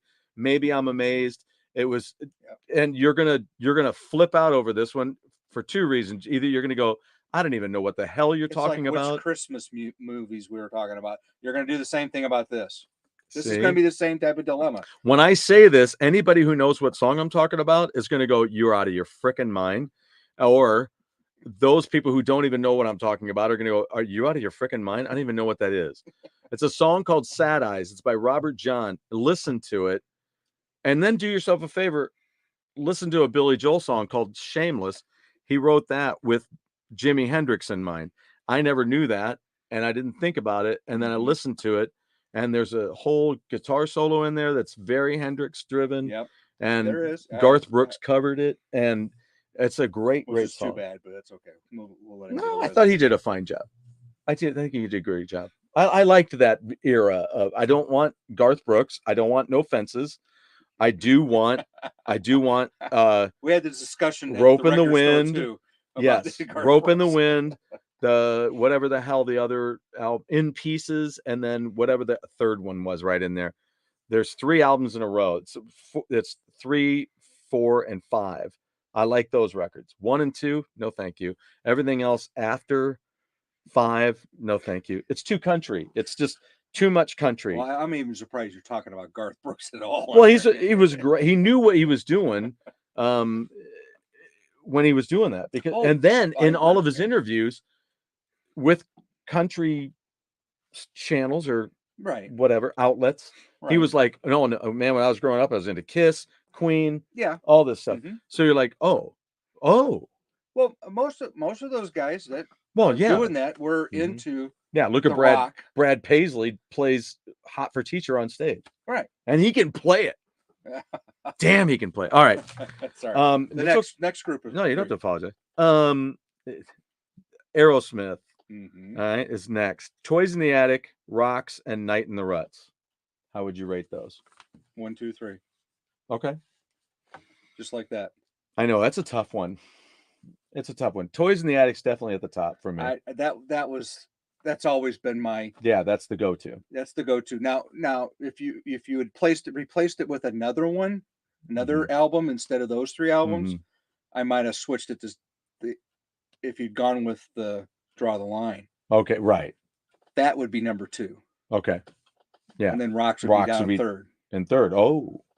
But I'd stick with Toys in the Attic as 1. Because, I got you. Okay. Right. Toys in the Attic would be 1, then Draw the Line, and then Rocks. Yeah, Rocks to me, I think, is a great record. I think Night in the Ruts is a great record. So they're almost equal for me, and it's kind of. That's when you put those 2 on there, I'm kind of going. They both have 2 or 3 songs that I really like on it. Yeah. And then they have the other ones that are, they're good. So it makes the album good, but. Back in the Saddle, man. Back in the Saddle, yes, definitely. And then on Night in the Ruts, you got No Surprise. In the Dorm, they hated when I was starting to play Aerosmith because that would crank it up. That would be cranked. You hear it on the 4th floor. They were pissed. I became an RA a couple years later, and I had to go down and tell them to turn it down. Perfect. There you go. No, I've been here, man. I've been there, so just leave it off. Just leave it. No, just leave it. Oh, just leave it. As long as it was a decent song. Well, the worst part for me was next door. The guy was cranking Beach Boys. And I'm like, it's like 1 in the. Unless it's a little do scoop. By then, I was tired of it because of Steven. So I was like, so I go over there to bitch about it, and they're not even in the room. I'm like, that's normal. That's normal. All right, Styx, Equinox, yes, Crystal Ball, Grand Illusion. Ooh, you're making these tougher as we go along here? Is that what you're doing? That's what I'm working on. Ah, well. That's what I'm working on.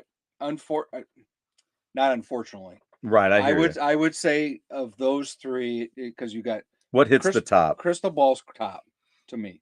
Okay. Good. That's what I would put. Then... Because you got Equinox and who? Equinox, Crystal Ball, and Grand Illusion. 75, 76, 77. That's one of those I had to just go in order. Grand Illusion, 2nd. Okay. Yeah, and then Equinox 3. Okay. I'd have to go Grand Illusion, Equinox, Crystal Ball. Okay. I mean, again, great albums. It's hard. But I love Crystal Ball so much. I know, but there's those Crystal Ball. There's those moments where you're like, I know, but the ballerina tune where you just kind of, it's a little slow. It's a little, but it's got Jennifer. You don't think about Jennifer. Well, no, I know it. You kind of forget that one. You kind of do. I mean, I overplayed Crystal Ball crazy. Oh, okay, yeah. So it's got Put Me On, Mademoiselle. Mademoiselle. I mean, shit. Come on, Mademoiselle. That was great. That's really makes it. Yeah, but it's just Grand Illusion. I mean. Okay. And then Equinox. I mean, Grand Illusion to me was kind of in the Kansas boat. Yeah. It got thrown out there so much. Oh, I got you. Okay. Because some of it got overplayed. Some of it, yeah. To where Crystal Ball never got really overplayed. Okay. It's got This Old Man. This Old Man, yes. Which is a great song, but it's not the Grand Illusion. Am I looking forward to that one all the time? No, but it's really good. Yeah. It's a passionate tune. Yeah. But he really gets you to feel it. There again, that's another grouping that's a tough one. Is tough to pick. It's tough, but I know exactly how I would rate it. I love the Crystal Ball because that was the beginning. Yeah, of Tommy. Yeah. And it gave that little bit of extra to it that they were kind of missing. Yeah. And that's right before he came over. And that's why I like Equinox so much, is because it was so different and such a growth from everything they had done in Wood and Nickel days. Yes, correct. Then still without Tommy. Right. And it was, correct. So they really polished. A&M, working with A&M must have really helped polish them out. Because, I mean, it was, Well, yeah. And because they made the step up. Yeah. I just wish we'd have known that Styx was recording in Pekin, Illinois. Well, really? I'd have just ridden my freaking bike over there. If I'd known that, I would have drove you over there. Hell yeah. Jeez whiz. Same Golden Voice studio where Head East did Flat as a Pancake. Yes. Blue Oyster Cult. Oh boy, here we go. Tyranny and Mutation, 1973. Secret Treaties in 74. And Spectres in 77. Zero. Okay. Secret Trees. Okay. Spectres. Okay. Number 2. Tyranny and Mutation. Tyranny and Mutation. There again, you almost got a 1 and then you got a 2 and 2. I know. They overlap each other a little bit. They're just that kind of good. One has.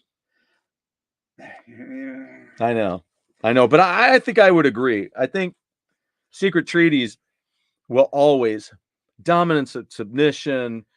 ME 262. Love the ME 262. I mean, I love the cover. Yeah, Astronomy cover though. The Astronomy cover. That Astronomy is such a good song. God, and then they updated it for they revised Imaginos. Yes. It's really good. Yeah. Really good. Yeah. I listened to the one that Bouchard did. I wasn't in love with it because that was kind of his deal. Yeah, it was his storyline. I think is the way it all went. Okay. And he re-recorded one, and I was like, okay, so you he did it like he thought he wanted it, and the band did it another way. Yeah, and I just was like, wow, this is out now, like it's an improvement, is what I mean.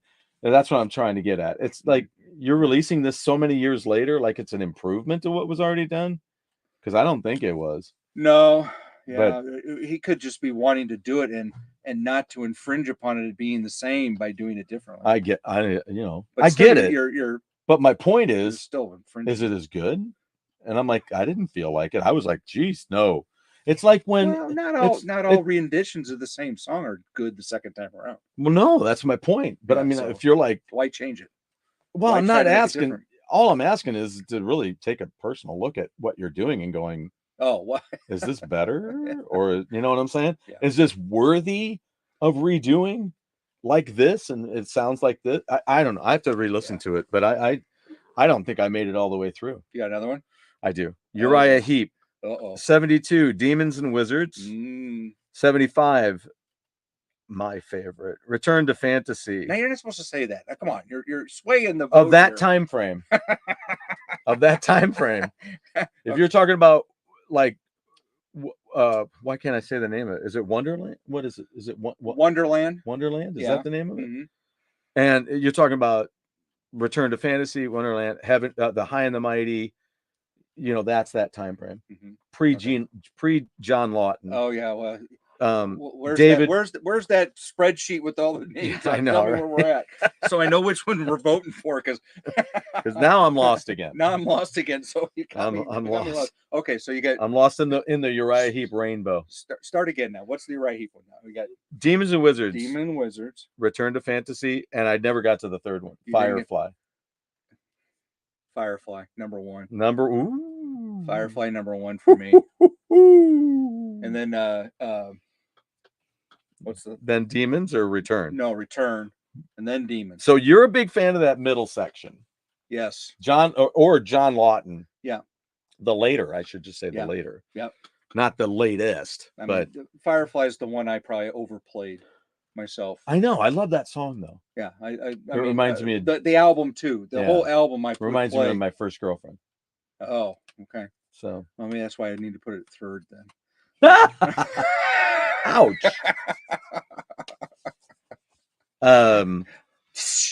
Damn. Yeah, Firefly is a beautiful song. Great song. I listened to that all the time. Yeah. Played it. I'm gonna have to deep dive into that record. Yeah. I mean, I would have to say I can't.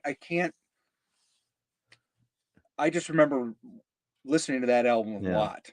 Yeah. And I mean, I would overplay. I go back to the Firefly and listen to that again more, but I still would listen to that album a lot. But yeah. Great cover too. Yeah. Definitely a good cover. Yeah. I would have to. I'm just gonna have to go in order though. I'd say Demons and Wizards because I still have to. Yeah. I got into that old Uriah Heep and I know what that is. Right. And then but of the middle ground, I love the Return to Fantasy more. And then Firefly, just there's not a clunker in the bunch. And so you just that's the beauty of it. Well, yeah, you just reverse what I yeah, because I still have the middle one's the same. Yeah, but just the first and the last one are switched. So yeah. So that was pretty cool that you had those. I still like the fact that I was brought up and around that those albums because a lot of people don't know those or because they're that middle ground that somebody's like, I don't know. Well, what were they trying to do or whatever, and they get lost. They did not get a lot of play. No, not at all. And it wasn't like they were being. The only time anybody was exposed to it is if they went to the, to see him play. Mm-hmm. Right. Yeah, you weren't hearing it in the roller rink. No, or you weren't hearing. Although Firefly would have been great in a roller rink. Oh, it would have been great for that. Not that I could rollerblade at all. I was on my ass most of the time. Well, I mean, they didn't let me in because I was creating earthquakes. No, you're not coming in. No, you can't come in. You can come in, but we're not renting to you. Yeah, you don't get to go on the. You don't go with the public. Don't go out there. Oh Lord! See the place that's all cushy over there. You can go. Yeah, go sit down on that bench over there and watch. We got a bench for you. Got a bench for you. We put your name on it. It says George. Right. I meant we. That was one thing sports-wise I could not do. Really? Is rollerblade or play hockey or of any kind like that. I remember I was supposed to go skating with Steven one time, and I didn't want to go. And then I want to go, Steven either. Yeah, he didn't want me to go. He didn't want me to go anywhere because he probably had 2 or 3 girlfriends over there. Right. Well, so he always had 2 or 3 on the string. I'm pleading the 5th. But I had a fun time. I had a really, really good time. I did better than I thought, which is what Christine's always complaining about. You're like good at everything. You do it for just a few minutes and you're good at it. I'm like, that is not true. That is not true. That's the way it looks to you. And I love that. Yeah. But that's not the truth. I'll get my ass kicked in basketball every day. So Foreigner. Oh, okay. 78 Double Vision, 81 4, and 87 Inside Information. I'd have to go in the order you got them there. Okay, Double Vision, 4, and then Inside Information. Yeah. I'd have to go Double Vision, Inside Information, and 4. I don't think enough people know about Inside Information. I think I mentioned that earlier, right? Today? When we were talking to Scott at Dead Wax. In all honesty, I don't know that much about it. I mean, you should. It's brilliant. The album is freaking outstanding. Counting every minute. Excuse me. It's got a ballad on there as well. What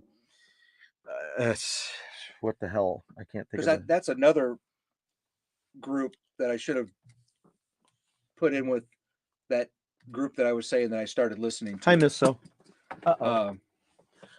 You make me drop things, Miss So. Yeah, glad to have you here. So anyway, let's yank up your records here, and then we can get wrapped up here soon. 6x6, of course. 6x6. Now, here's something that Scott didn't know about. That is a part of this purchase that he got. He didn't know about this at first. I don't know who else did, but we were listening to a playlist that I have of a gentleman at my work asked me if I'd put together some 70s songs that were like low key, kind of cool, you know, maybe romantic kind of stuff. I was like, yeah, dude, I got all kinds of that stuff just sitting around in my head. I'll put together a playlist. You use Spotify. I'll put it on Spotify and I'll send it to you. Well, Poco shows up on that list last night. We're listening to it, and it's got the minimal artwork of the horse on the cover. Oh, yes. And I said, you know who did that? That album cover is done by Lance. Might even know that minimalist horse is done by Phil Hartman, who also did what? One of your this right there in the front. Oh, yes. He also did. If you look at the greatest hits by America. And take a look right down here. You'll see the name Hartman. He signed it right there. He probably did the back of it. So this is done. This artwork is done by the comedian Phil Hartman long before he passed. Because this came out long before that. Yeah. So he was a graphic designer as well as a comedic actor. Yeah. And he did that and that Poco album, and he did other ones too. Check it out. Yeah. This one, Scott, we were talking about this one. It's Tales of Mystery and Imagination. Yeah. I was mentioning to Scott that this was the first Alan Parsons album, and he was not aware of that, which I hadn't been aware of it for a long time. I just learned that not long ago. Because I didn't have this one first. I had would you have Pyramid or iRobot or Eve? iRobot, and then I got Eve, and then Pyramid, and then I got this. Then you got but I didn't get this until I got I think you got me a DVD of it. Oh, you mean a CD? CD, I mean. CD, yeah. DVD. CD, yeah, because it was the remastered one. I think it's got more stuff on it. It's got more stuff on it, but I never, ever had a vinyl of this one. So absolutely. That's great to get that. And then here's, of course, the first band that I listened to a lot of is BTO. BTO, Street Action. One I didn't have of that. There you go. So that's kind of cool. So is this still C.F. Turner, Rob Bachman, Blair Thornton, and Jim Clench? Yeah, Clench is on that. Jim Clench. Jim Clench. You know who he was with? This doesn't even have Randy on it. No, Randy's not on that one. Holy shimookies. No, what year was this? You know what he was doing? He was doing his own thing, wasn't he? At the time? Yeah, he was doing another band. It's right up here. Well, he did a single too. I mean, well, he had Louis Louise was done by this band, and it comes before Iron Maiden. I thought I had it on vinyl. Maybe I don't. No, I do. I'm like, come on. So at this time when they were doing that, Randy Bachman was doing Iron Horse. So I don't know how much it would be worth, but I still have this huge display from the record store of this. It's a die cut piece of the horse and this guy down here at the bottom, and it's hanging up back there in the music room. Nice. But that's why Randy wasn't on this album, because he was doing this stuff. Yeah. So that's pretty wild. God, I didn't even, I never. That's wild to tie that in there with that. I never even thought about that. Yeah. And Jim Clench, I met him. He was with April Wine, and they played over here. Speaking of that, oh my God. And speaking of that, Jim Clench is not on this, but this is First Glance. Because he probably was doing the other thing. Right. That's absolutely right. It's late 70s, and everybody else is playing with everybody else. Playing with somebody else. Okay, well, we just tied in another Uriah Heep situation. Some bitch. All right, well, then I'll open up some of mine, grab the rest of yours, and I'll get mine out, and we'll take a look at what I got. Now, one of other than the fact that I got two of what Stuart likes to get a lot of, and that's horse lips. Oh, you did? So you got two? Oh, you bought the Book of Invasions? Yes, I did. Shit. Yeah, so I'm on a kick right now of listening to Horse Lips. If you haven't listened to Horse Lips, I don't know where to tell you to start. Book of Invasions is a great way to start, but The Man Who Built America is where I started. That was my first Horse Lips album, and I bought that in Iowa when he was going to Duke University. Drake University. Sorry, Drake University. I'm sorry. I work with a woman whose last name is Duke, so it's easy for me to get thrown. I wasn't smart enough to get in the Duke. That's kind of what I was about ready to. No, I wasn't going to say that. I wasn't going to say that. I may have thought it, but I wasn't saying it. Thanks. I saw it for you. Not a problem. I knew you would. Self-deprecation. That's what we're about here. Wow, everything's just falling. So it's because it's amazing here. So oh wow. And it's gonna tie in. So so the other day I went to go do an emissions test. It didn't work out. It was too full. So I stopped by the pawn shop just down the street. And there I saw this album. Oh, and it's the same guy. Or no, I'm sorry, it's not. I'm sorry. Never mind. That never happened. I didn't hear anything. So here, they had this Maze album there, and they had it at the store today. And I found this right at the end. And so then, boop, Chris found this one as well. And so I picked them both up. Nice. Maze, featuring Frankie Beverly. If you've never heard them, do yourself a favor. It's really well produced, well done, great music. Yep. Then I had a buddy of mine from Florida turn me on to them. Then, of course, I was looking at the laser discs. I still got more stuff in this bag. But I found this, which I will eventually get autographed because my friend Ron is good friends with the Tubes. And in fact, invited me to go with him to go see them in Chicago, but I was busy that weekend, so I couldn't do it. Man. Are you ready? Did you know I got this? You ready? Nice. Midway. We went out to California and in fact saw the Midway ship out there. So had to get that. I had to get it because I wanted to see it, and this is going to be really cool. It's like a double disc and great and stuff. And then we were talking about America, and I found this in Central Park, live in Central Park. Nice. So I had to get that. But Midway was one of those two movies I always think of with this guy in mind, because I got, at the time, I have an appreciation now, but at the time I got drugged to the theater to go see these movies. That's all I'm saying about that. Drug to the movies. Oh, you didn't get drugged to the first movie I saw. Patton. No, I think I saw Patton. You didn't get drugged to the theater, though, did you? No, you were too little then. When did Patton come out? Oh, Lord. Was that 68 or was it? Came out when MASH was, because I wanted to go watch MASH first, and Mom and Dad wouldn't take me to MASH. Take you. So I flipped out when I found this. It's the return of Spinal Tap on Laserdisc. Oh. I just about flipped out. I'm like, oh my God, I can't. You got that. I wasn't with you when you got that. Yeah. Yeah. And then the Big Bang. And then I picked this up. This is Big Bamboo. This is a two-man group. This gentleman, Shark, is from. This is Shark, I think. He's from Nashville, and Simon is from the UK. And they met in Nashville and started writing some songs together. And they had this sealed version of the album. Now, I met these guys when they came through on a promo trip for this album. Yep. And it was a lot of fun. And I found this one in their still sealed section. Yep. So it's still sealed. I have the CD and it's autographed. I do have that. And which? This? That album. Oh, cool. Did I give you a copy of it? I would assume. You probably did. Yeah, because how the hell else are you going to get it? Nobody else knows about this.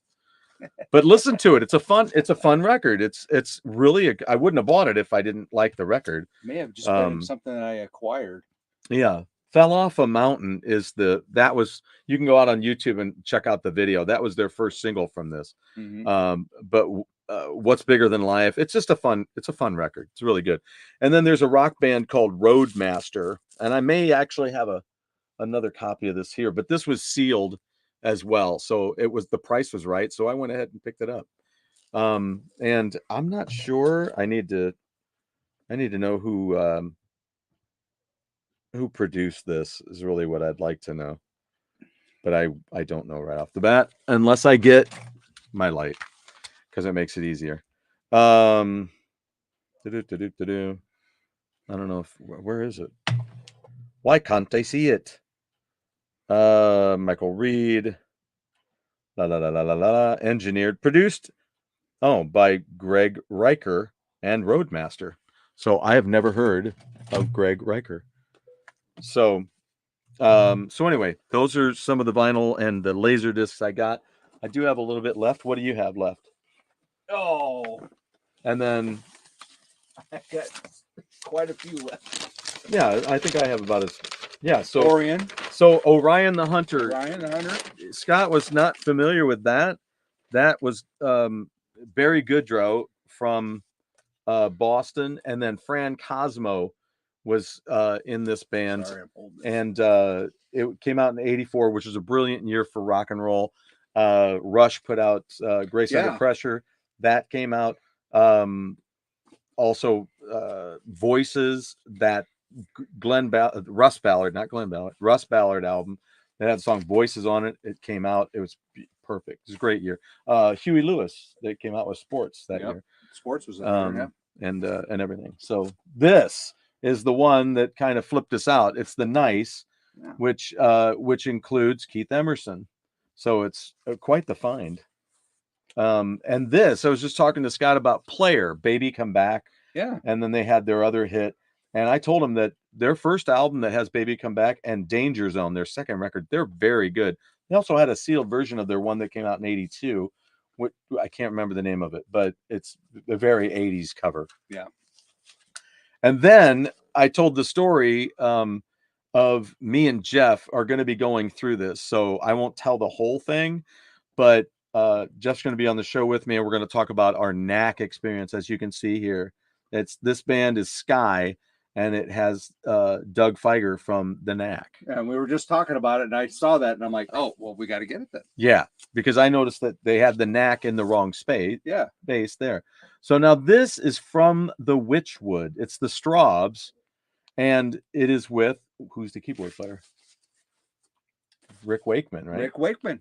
So this was just kind of I kind of looked at it and I go, what is this? And then I started looking at it and I'm like, oh, Rick Wakeman. Yeah. Well, that ought to be kind of interesting to hear. Scott and I were talking about some deep dives that we had to do into some bands. He was talking about the Byrds. Yes. And then he saw Straubs, and I'm like, I've never gotten into Straubs. So I don't know. We need to look into that a little bit, especially now that we know that Rick Wakeman's what on label there. is that? Is that A&M? Was it on the front? Is it? A&M. Yeah, it was A&M. Yeah. A&M, man. That A&M was like a big part of our childhood. And it's got lyrics on the inside. Sweet. Yeah, look at this, and look at the artwork on the inside too. It's crazy. It's pretty wild. It's like gatefolds, man. Yeah. I don't know. People we talk about it all the time where you're like, people don't know what they're missing anymore. I mean, I love this part. Oh yeah. Hey Drew, how's it going? Yes, Iron Horse. It is a great album cover. Yeah. It's a great album cover. Great meeting you dudes. Hey, it's Chris from the store. Hey Chris. What's up? Thanks for tuning in, man. Yeah. So that's Chris, guys, right there. Yeah, Chris. We had a great conversation. Some great stuff. Now, I've told you about the Mava case, which is the mysterious alien vinyl abduction case, right? So I was very blessed when I went down to Frenchtown Records prior to the holiday, I think it was, and they were running a 20% off sale for the holiday. Well, I saw the first Yngwie album there. So the first Yngwie things that came out, the first one was Steeler. With Ron Keel. I have that vinyl, and it's autographed, not by Yngwie, but and then he did Alcatraz with my friend Graham Bonnet. Right. And then he left that, and then he did the first Yngwie Malmsteen's Rising Force album, which has the hand coming through the fire with the white Stratocaster. It's beautiful. And then so I found that down there. It was kind of expensive, but it was 20% off. So I'm like, well, there you go. It's not totally stupid out of the league. It's not like it's like, well, it's $100. Like, oh, the hell with it. I'm not doing that. But especially because I look really dorky when I do that, $100. So I'm not going to do it again. Start sweating and shaking. Yeah. And, should I do it? It's pretty ugly. You're like, start. I don't want to give it to you. Yeah. You start wandering a little, and they're like, you okay? I might be. So then today, it won't be tomorrow, I'm afraid. Wake up and go, I shouldn't have spent that $100. What did I say thinking? I shouldn't have had that third beer. Well, that's what I'm going after now. Right. So Scott, when we're at Dead Wax, Scott from Dead Wax Records says he goes, and that's the metal section. And I go, Oh my God. I was like Kevin in Home Alone. I couldn't believe it. Right in the front was the second of the Mava records by Yngwie Malmsteen that has disappeared. Yep. And now it is back. Now it is back. Oh, marching. It might leave out tomorrow then. Oh, it better not. This thing is outstanding. Now, this includes the song. Dermot, please. I Am a Viking. See that? Oh. So Ron, you guys are going to hear this next time you get on. Well, so Ron Keel, I have not co-hosted. I have guest hosted his radio show twice. Yes. Right? Right. The first time I did it, he said he couldn't believe that I was asking him because, Steeler broke up and it wasn't the prettiest of things. Yeah. That's how bands are sometimes, right? Most like a marriage. Yeah. They don't say that for nothing. Yeah. And so Yngwie was with touchy subject nonetheless. And I said, I want to do the first song I want to do because I'm Viking Stew. I want to do I Am a Viking. I Am a Viking. And he's like, really? Oh, I'll let you do it. But why do you want to do that? He even made mention of it when the show opened. He recorded a thing for the opening and said, boy, he's really, Then I had to get this because it's really cool. So Streets of Fire soundtrack. There's a lot of songs. If you've not seen the movie, it is not an Academy Award winning movie. I'm not trying to tell you that, but it is fun. If you're a Jim Steinman fan, if you're a Meatloaf fan, check it out because these songs, Diane Lane, she does a great job in this band. Mm-hmm. It's just a fun movie. Maybe watch it in 2 settings or have sex during it or something. Oh, whoa! I'm just saying, whatever gets you through the night. And but it's a fun movie. It's the gentleman who plays the lead. Honey, we got to watch this movie so we can have sex. He plays the lead. Then he shows up with 2 aspirin. She says, I don't have a headache. And he goes, okay. So this lead guy here in the movie, you've seen before. If you've seen Eddie and the Cruisers or any videos of Eddie and the Cruisers, you don't have to see the whole movie to have seen this guy. But he shows up in this movie then too. One of my favorite tracks on this record, besides all the Jim Steinman stuff, which is really cool. And there's also another podcast out there that there's a young gentleman that does this big compilation piece of Jim Steinman songs and the stuff that he worked on through the years, showing that Jim Steinman was a progressive worker. He would write stuff, and if it didn't work for this and something didn't happen for this, he would use it later for that. And then if it didn't work for, it's a progression of how some of his melodies and work culminated. Didn't always throw it away because he didn't throw it away. Time. Right.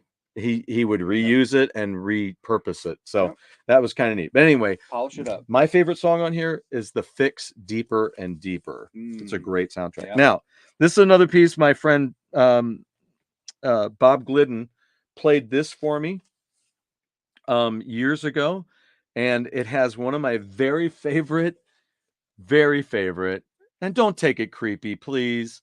It's just another thing about a guy who sees a girl and she's pretty, right? That's all it is. It's not creepy. Women are amazing. So just take it for that. It's not a Roger Rabbit moment.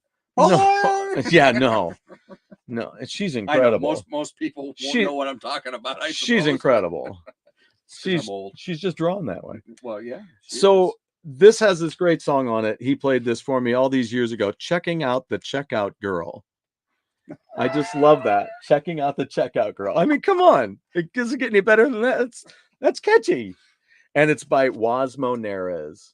All right. From the album Things Aren't Right. But I saw this sitting down there today and I was like, whoa, that's cool. Because he had this record. I think it's like 78, 79. That was a deep dive today. Yeah, it was great. I loved it. Checking Out the Checkout Girl. I loved it. So, great day of vinyl. And I think that's it for you, right? I know that we're running a little long here. I want to check our chats because people are saying stuff. Drew, I managed a band for a few months, and it's very much like a marriage. Have you guys and Drew? I know that you can dig this. Have you seen The Commitments? What a great movie that is. I've told it before on the show. That's when I realized I had to cover Mustang Sally, and I listened to the original Wilson Pickett. Sure. And I said, I am too white. I can't do that because it's all very gospel-y, right? So I wasn't going to fake it and make it sound bad. Right. But when I watch The Commitments, they do it on there, and they have this pale Irishman just wailing. I'm like, I can do that. So I followed that version. Sex with some Streets of Fire, baby. Yes. There you go. You're getting it. You're getting it. That's it. You understand, people. You're my people. You get it. So I do want to finish these because there's some really important stuff in here. So I know we're running long, but that's okay. You all don't mind. Hey, we appreciate you hanging. Thank you for saying that. That is exactly the thing. Thank you. I appreciate that. It's good backup. Good backup. I'm trying. I'm doing the best I can. Doing the best I can, boss. You dumbass. Don't pull the chain too hard. What the hell are we supposed to do, you moron? That's a great chain. It's one of my favorite lines out of Animal House. Now, here you go. This goes along with what I got earlier. And here you go. It is the live album on nice 2 LPs on sky blue color vinyl. Wow. It's the Rockin' the Ritz NYC in 88 of 3. Jeez. Emerson, Palmer, and Barry. That's nice. So how about that? 2 LPs. Wow. Robert told me about this the other day on the show, and I'm like, I'm gonna find that. Yeah, definitely. I'm gonna find that. So it showed up, and now we've got I think the last thing, right? Yes, that's the last. Yeah. Oh, and also I need to make mention of this. Scott brought me these. Are you guys familiar with these? These are the cards that came out. Do you know what year this was? Does it say on here? Oh yeah, it does. It's 90. That's 94. This one's 94. Okay, that's 94, 95. So in 1994, they released these cards, these marble cards. Now, if you look very closely, you'll see that this is artwork by the Hildebrandt brothers, who are known for doing many Lord of the Rings pieces. They also did work on the Shannara book series too. They did covers and artwork on the inside for that. Which I always thought was Shannara. Yeah. Until I saw the interview with Terry Brooks when he said Shannara. I go, great. I've been saying it wrong all these years. Kind of like it's supposed to be Bachman Turner Overdrive. Yeah, Bachman. Yeah. Who knows? I'm not Canadian. That's Pete's job. That's why I just go BTO. Papa Pete. Yeah, I'm sticking with BTO. BTO. I am. I can't go wrong. I'm not here to insult anybody. And then in 95, they put out this Fleer Ultra X-Men series. Yeah. So this was really cool. Yep. Really cool. But he had pharmacy, and then worked with different card companies to stock his store for some of these impulse items. And so he had some of these, and he was nice enough to bring me a box of each of those. I always promised you a box of those. Yeah. So you could see what they look like, because you like the Marvel stuff so much and all that too. And I was like, but I don't want to put you out, because I know sometimes we keep some of this stuff so that we can sell it and things like that. So, but this one of them was open. My other deal too, with my 600 box cards I have that are full and unopened. There you go. All right, so let's get this last box open. I meant to show you those cards on my last lightning news flash, and I never got around to it. I'll leave some of the other ones I brought for you that you can look at too next time you want. Perfect. So I bought this because I was telling my wife that I would like to watch these movies. And then I was like, don't I have some on Blu-ray, some on DVD. And then I came walking downstairs. No, I've got them all on DVD, Blu-ray, except for this one. This is the only one I didn't have, and I've never seen it. Really? So yeah, so I told her, I said, I'd like to watch this whole series. So yeah, that's what we're gonna do. We're gonna watch all of those. And then what is this one? I forgot. There's another Blu-ray in here. Oh, This is for my new grandson. Oh, so that's coming in April, right? Yeah, April? we're both dragons because I was born in the year of the dragon. He'll be born in the year of the dragon. So I bought this with John Ritter, does the voice of one of the main characters. The other character, well, both of those people ended up in MASH. John Ritter was in MASH, an episode of MASH, and Harry Morgan does the wizard. Yeah. Oh, he's the wizard. Yeah. Oh, and it's about mixing science and magic. That's what it's about. So, but since we're both born, that's going to be my thing with my new grandson. Dragons. He's going to be my little dragon. What? Never mind. My bonding thing. Bonding. Yeah. So I was glad it was on Blu-ray. I couldn't find it at first. For some reason, then it pops up. There it is. I'm like, I don't understand that. Is that all that was in that big box? No. Oh my goodness. What else you got in there? Wow. I have no clue. No, I do. I know exactly what these are. And you guys ready? Because we're going to kick some frickin' ass now. All right. All the rest has been goofing off. Oh, you waited for the serious stuff to Damn end, straight. Huh? This thing's okay, gonna. Well, I hope they all stuck you around. ready? This thing's gonna kick ass. Are you guys ready? Look at this. Frickin' brand new. Wow. Ride the Lightning. Wow. I saw this. The price was pretty good, so I had to get it. It's gorgeous. Ride the Lightning is probably my favorite Metallica album, just because it's just. Oh man, it's the perfect. It's the perfect raw.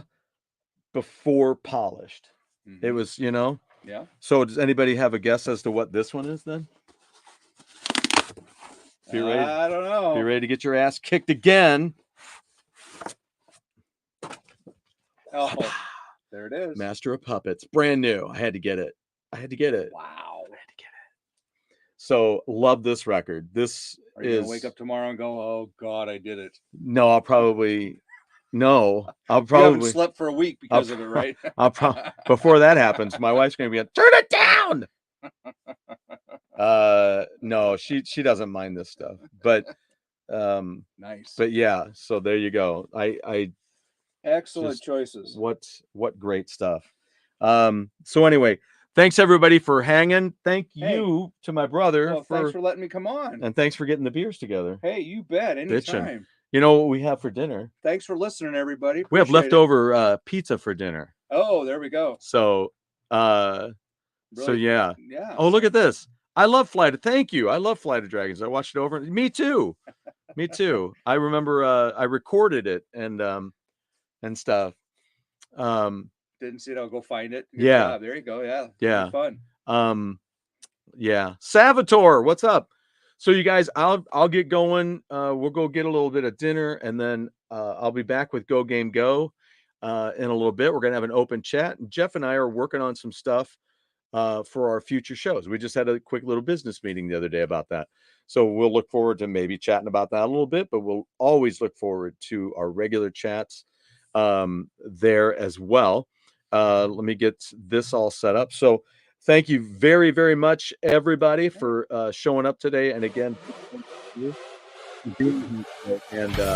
great time. What a great time. Yeah, great discussion. And a great day out at the vinyl. Everybody in their comments on there too. It's great to have some comments on what is going on. Absolutely. All right, thanks guys. We'll see you guys soon. Take it easy. Have a good evening, and we will see you.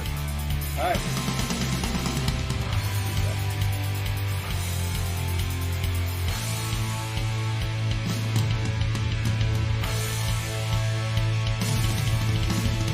Can you dig it? Can you dig it? Can you dig it? Can you dig it? That's just because I'm real. You wish.